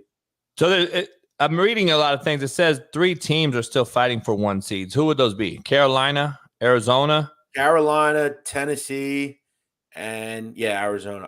Look, I'm not putting Arizona as a 1 seed. It's not happening. You were high on them early in the year, huh? Yeah, but then they kind of came back to earth and they couldn't win on the road. They lost some really bad road games. I mean, they have a tough game today against Oregon. Oregon's playing pretty well. It's a good conference, the Pac-12. A lot of solid teams that are playing well at the right time. Is it the finals tonight? No. There's a few more games. There's tonight, Arizona plays Oregon, and then Colorado plays Washington State. Colorado, okay. Yeah. Colorado's playing well. I think they've won like 7 in a row, playing really well. And I think Wazoo beat Arizona twice. And Wazoo's a dark horse of mine. If I were to pick a bracket, I got Wazoo going deep. But are they a shoo-in in the tournament, though? Yeah, there's a few teams that are shooting. Washington State's in, Arizona's in, and then you have Colorado in the bubble, and that's pretty much it. So can you give the bettors and the people out there like your last 4 in that are on the bubble that people may not know? UMass is out, huh? UMass is out, yeah. The last 4 I have in are A&M, Texas A&M. I think if they win tonight against Kentucky, they're surely in. But I put them in last night. I just think defensively, Buzz Williams, they're very good. I think Colorado's in. I think this last 7 in a row has been very impressive. I think a win tonight, put them in. I also have New Mexico in. I think they're a very good team out in the Mountain West. It's one of the best conferences nobody talks about. And it's really, to me, a shoe-in between Providence or Virginia. Providence could get in tonight with a win against Marquette. Villanova, fucking out. Sounds personal. Well, I'm going to tell you guys right now, man. You heard it here first. Purdue will win the tournament. This is their year. Everything's going well for them. All they got to do is just stay focused and not lay an egg. They're going to win everything you need. Size, defense, offense. I think Zach Edey, he's one of the best players in the nation. He's unguardable really in the paint, in my opinion, because of this pure size and ability. Purdue will win it all this year. You can bank on it. You heard it here first. I got to tell you, I don't disagree. I mean, I think to beat them, it's going to take a monumental effort. And remember, they have one thing that a lot of these other teams don't, a chip on their shoulder. They lost last year to Fairleigh Dickinson, a 1 seed. They were a 1 seed. We remember that. That's hard to overcome. But when you overcome it, remember, Virginia won the next year after losing to a 1 seed. And it's not just Edey. Edey's a really great player. He's the best player in the country. But their guard play has been really good. They can really beat you at a lot of different levels. Their wing talent's really good. And another thing, they get calls. They get to the free throw line more than arguably anybody. Every game they have 40 free throws. That's really difficult to beat and overcome. My gut instinct as a coach, when I see these teams that come off of having a shitty struggle early exit the year before, and I saw UCLA do it for years when they were really talented, their first round game or their second round game, if they can get there, are struggles because it's a mental block. They did struggle last year and fucking lose. I'm not shocked if Purdue goes out early again because they just can't get over the mental hop. I wouldn't be shocked. I don't think people realize you have all these people that watch basketball for 2 weeks, and they think, oh, Purdue just sucks. They never get there. Do you know how hard it is to get to a Final Four? It's so hard. Here's the thing. Guess who's always relevant? Gonzaga, Purdue, all these teams. They get there. Okay, it's hard. It's a one-game thing. If you go in the NCAA tournament and lose, you're out. It's not like the Eastern Conference Finals where you can lose a few times and still be relevant. It's hard. Yeah, I agree, though. I think this is one of the years for Purdue. And if they don't get to it, I don't know if they ever will. I like Houston, too. They're another team. They get there every year or push. It's hard, man. Let me ask you this. The buzz out here, I got a question privately, and they wanted me to ask you. Nevada, are they a dark horse? Are they a sleeper? I hear they're pretty good. Look, the Mountain West is one of the best conferences in the country. It's been better than the Pac-12. Now, Nevada lost last night to Colorado State. Obviously, that sucks. I have them in, though. Sure, they can make a run. Any team in that conference can make a run. Okay, they're all good. They have a bunch of teams that are going to go to the NCAA tournament. And Colorado State's really good, huh? I didn't even know that. Colorado State's good. Boise State's good. New Mexico, Michigan State. You got to watch out for these cats, San Diego State. Did you say Michigan State, Smitty? Sleeper. They're not in the fucking Mountain West, though. I'm not talking about Mountain West right now. I'm just giving you sleepers right now. I changed, just like you changed the conversation earlier and you talked about fucking random shit. Go ahead. Speaking of Michigan State, they play Purdue today in about 20 minutes. It's going to be a competitive game. The basketball blue blood. What's going on with them?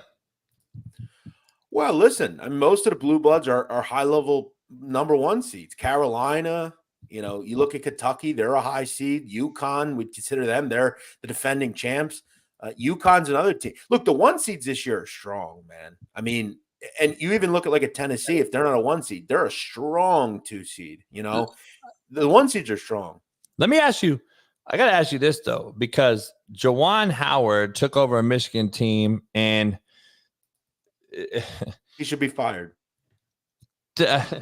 Why are they so bad at Michigan? I'm trying to figure this out. You're a legend there. You start off hot. You push a coach and you grab a coach. You make news. You get suspended. Why are they so shitty at Michigan? Well, I think what we have to realize is Juwan Howard just isn't a good coach. I think he was lucky enough to have certain guys on that team that John Beeline brought in, his previous coach, and you know, he is not recruited very well. I mean, you look at the top 60. That's the alarming part to me. Yeah, and you look at the top 60. I mean, he doesn't have a top 20 recruit. He doesn't. I don't think he has a top 40 recruit coming in. It is hard to maintain academics at that institution. We all know that. He just has a lot of stuff stacked against him. And what he's doing is he's settling for Ivy League talent, you know, to come in there and try to change the game, and that's not doing it. And then people become disinterested, and before you know it, you're what was they? What were they? 3-17 in conference. You know why they were 3-17? Their starting guard didn't get there athletically or academically and couldn't play in road games. There's a lot of things. I don't think he's a good coach. I think he just recruited and had some of the guys that were in there because of Beeline, and he can't do it on his own now. I don't believe they have a top 60 recruit coming in. This is why I always say, though, to Smitty, great players are horrific coaches. Sometimes. Like, they are horrific. Look at Patrick Ewing. Mike Singletary in football. Patrick Ewing, who I was going to mention. He was the guy I was mentioning. I was thinking of. I think Jerry Stackhouse just got the axe. From Vandy, I think, yeah. These guys are horrific coaches. And I'm going to be honest. And I'm going to give you guys a fair one to go ahead and go at me. They are the same as a woman coach in the NFL. What the hell? Here with this again. What the hell? I'm giving you the opening to say, JB, why are they different? They're not different to me. The woman my biggest beef with the woman is not that she's a woman with the X chromosome. It's the fact that she's never gone through the grind, the pecking order, and just hops over guys. The same thing, because I don't want to be a hypocrite, the same thing goes for Ewing, Stackhouse, Juwan Howard. They did not coach. They did not GA. They did not go through the grind.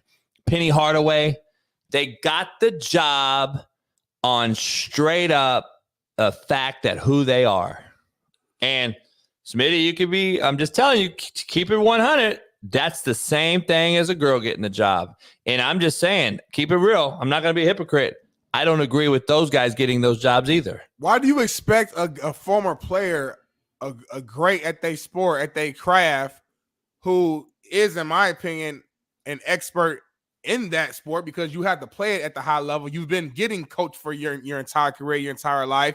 You know the sport just like anybody else would know it because you play at the high level. Why would you expect them, once they retire, to go through the exact same path that a guy who stopped playing in high school and became a coach right then and there? It doesn't make sense. Their starting lines won't be the same. What do you mean? Why wouldn't it make sense? So you're saying that play. So for example, let's say Peyton Manning wanted to coach, right? You're telling me, in your honest opinion, Peyton Manning should have to start from scratch. He should go from Hall of Famer to now he has to be a GA at Ball State. Then you got to go from the GA Ball State to the sit. Like, it just don't make sense. He's Peyton Manning. He knows too much. Okay, I'm giving you no, he doesn't know too much. See, that's the fallacy, you guys, to have this fallacy out there. And I can bring people on here on this show, and I can bring these guys on that played the game, and they will straight up shock you on how much they don't know when it comes to coaching. I think one thing, real quick, I think one thing about NBA guys, right, former players that end up becoming coaches, I think one thing that they try to do, and this is something that I find very problematic that a lot of coaches that are younger do, they try to become friends or like trendy with these kids. Yeah. Like, hey, let's all listen. Like, you have to be a stern father figure type, but give people tough love. Be willing to sit down and say, you can't do shit like this, man. You look at like a John Thompson, a John Chaney, right? Some of the older coaches. You look at a Jim Larinaga today. Jim Larinaga at Miami doesn't relate to his players, but he is a father figure, but he's not too. He also doesn't try to. I think one of the issues with Juwan, which I've noticed, he's a lot like me. He's very quick, like to fuck off. Like he got in a fight with coaches. Like Not patient, I feel like yeah. if a kid says something to him, he'll jump off the heel and jump down his throat or something. That's my You point. gotta be. This is why I say great players are horrible coaches, because they expect you to do what they could do. They can't. There's not another Juwan Howard walking around there. There's not another Patrick Ewing. There's not another Deion Sanders, Mike Singletary. Here's what I take on this. This is a great conversation, and we'll dive into the tournament here in a second. But the reason I say I disagree with Smitty's take is this, and I'll tell you why.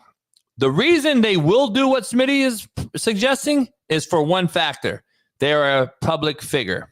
So they will not go through the pecking order and have to GA and all those things because of the fame and the fortune that they possess. So they're not going to put him at Nebraska as a grad assistant, Peyton Manning, right?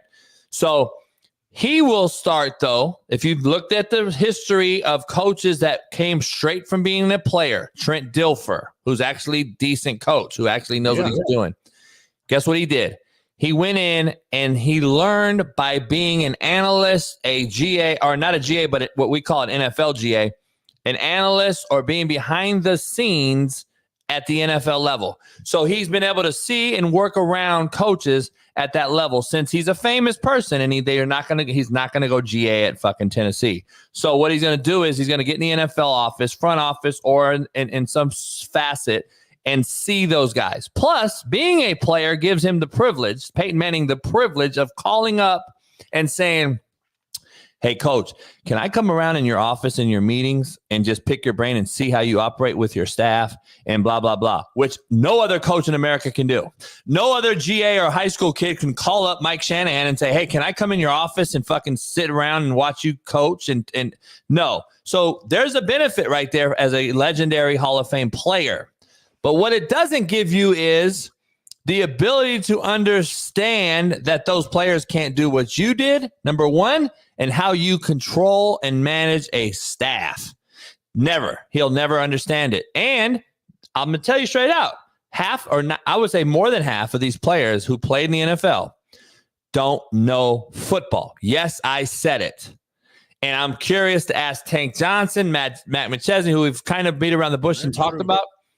If you ask defensive linemen in the NFL when they retire, and you talk to them and you just have a discussion on the board, you know what they stick to?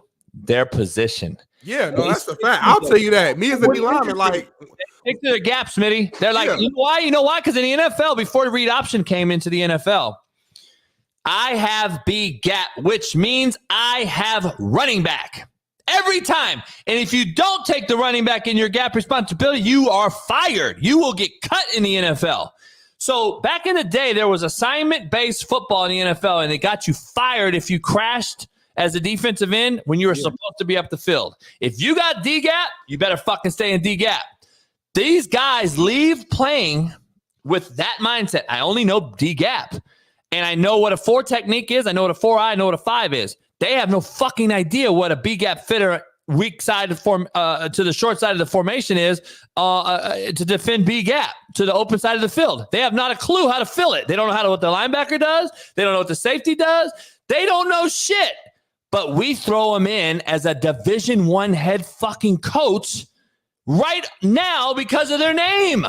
But using that example, because I agree with you. I'm a former D lineman. Listen, you see a little, see a lot. Like we were taught, focus on your fucking shit. Now, when I was in the prime of myself playing, I was a smart player because I had to be because I wasn't a freak athlete. So I would know more of like, all right, what's the linebacker's assignment? Why is it so imperative that I stay in my B gap? Why on this blitz play do I need to get all the way to the opposite A? Oh, because the wheel and the sound. So like I would know that stuff personally just because it would help me understand my assignment more. But at the end of the day, I wasn't focused on what the safety was doing and what the corners was doing. I was like, hell no. So I agree with you 1,000%. But using your example, what former defensive lineman let's be real, are fucking head coaches somewhere. I don't know any of them. Coach. But there's quarterbacks, there's offensive linemen, there's middle linebackers, the guys who had to actually know more of the defense or the offense on both sides. Those are the guys who are becoming head coaches, and I think deservedly so because they do have more knowledge than we did up front. We're not even talking about. We're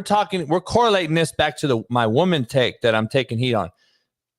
I'm not talking about head coach. I'm just talking about a D lineman who knows nothing about coaching the D line in the NFL. I'm not talking about being a head coach. Well, of course, it takes a long time for a D line guy to the former player to finally understand how to have a complete room in his control. But of course, 10 D linemen, Jeff, is what I mean. He's got 10 D linemen now. He has to marry up the D line with the back second row in the linebacker core. He's got to now understand what coaching is and marry all that up. When he only knew D gap, that is the problem, and that's why I correlated to a woman coaching. They jumped over the pecking order of everybody that has been GA and grind and understanding there's bookworms out there that are so good on the board, but they can't get through to the player. Well, what's interesting is in terms of basketball, it really hasn't mattered where a coach starts, right? Let's even say learning under a coach. I don't know if you guys know this, but Rod Strickland, an NBA player, he coaches in college basketball. Do you know where? Who? Rod Strickland. He used to play for the Wizards. I know Rod Strickland. Great. Yeah. Plays at LIU. He coaches at LIU Brooklyn. Yep. You know who they are? They suck. Yeah. Juan Dixon. He was at Coppin State, got fired. He's not coaching anywhere. Mo Williams used to play with LeBron James. He got fired from one SWAC team, went to another SWAC team. Jackson State. They just lost in the first round of their tournament. There is not one successful coach at any level in college basketball that used to play. Look at every team in America that's really good or going to go to the NCAA tournament. Not one is coached by a former player that played in the NBA. Damn. You know the other part is, that's deep. And I've had conversations with my good friend Eddie George, who got a job similar to this fashion, and I did not agree with the coach they got rid of because I knew him too, and I had conversations. I got to do meetings with Eddie, and he wanted me to talk to his staff and go through the hiring process of guys he was hiring, and I was involved with talking to him and his staff while he got the head job at Tennessee State. To your point, they're doing a lot of other things too. And it is a slap in the face to the players and the kids to hire a guy because he's a face or a public figure and he's still on Celebrity Jersey Shore or he's on fucking some show. He's on dog, he's a celebrity. Deion was at Barstool and did all this other shit. Also, too, remember this, and as usual, people will find the one or two guys that played in the NBA. My point is, okay, Hubert Davis played in the NBA 20 years ago. And also remember, he served under Roy Williams. Yeah, fucking a good assistant. You know, guys, I'm not saying, of course there are coaches that played in the NBA that are coaches now. But I'm saying you got out of the NBA a year or two later, you're then coaching in college basketball. And you never coach before at nothing. That's, to me, the problematic thing. Listen, Eddie's my boy. I love Eddie. I talk to Eddie all the time. I just disagree with the hire, though. And I told him that. And I'm not going to be a hypocrite. I told him that. Because I'm going to defend the player first. I don't give a fuck if you're my best friend in the world, and I don't even know the player. And I don't trust the players. I tell you that all the time. But I'm defending the players, the world's players, the student body, the student athlete, we used to call student athlete, now the mercenary. I'm defending them because they need real coaches. Not saying Eddie's not, but Eddie's never coached in his life. And they gave him the head job. And they've given all these other guys head jobs. And they've skipped over guys, similar to my women take. And I don't agree with it. And they're men. I don't agree with them either. Look at even this media world, right? A guy that played in the NFL will get a job talking about betting over me because he played in the NFL. Yes. That's Tom Brady's never called anything. He just jumped fucking the best in the business, Greg Olson. Think about it. I just don't know what we complaining about though. I mean, I hear you, but that's just life though. I don't know. I'm not even saying you guys are wrong. I just think that just is what it is. And listen, I get it's all about business in the end, and I've always said, those people are going to make more money than I am. A girl that's pretty is going to make more, it's just, I get it. It's how it works. I'm just saying, if you want quality, I think that's one of the reasons this media, or particularly in sports betting, is gotten really watered down. But Smitty, it's not the real world. It only happens with famous people. Like, let's just be honest. Jeff is not getting overlooked in the betting world if it weren't for a famous person. Jeff would get hired if this was no social media. There was no social media. Let's just be honest. No social media on a playing field. This was in a business, a warehouse. Let's say we worked in a big old Barstool warehouse, and it was nothing but bettors. Jeff's getting hired. No cameras, no phones, no social media. But Jeff won't get hired because they'll hire Ryan Clark because he's a famous person. It doesn't happen that in the real world.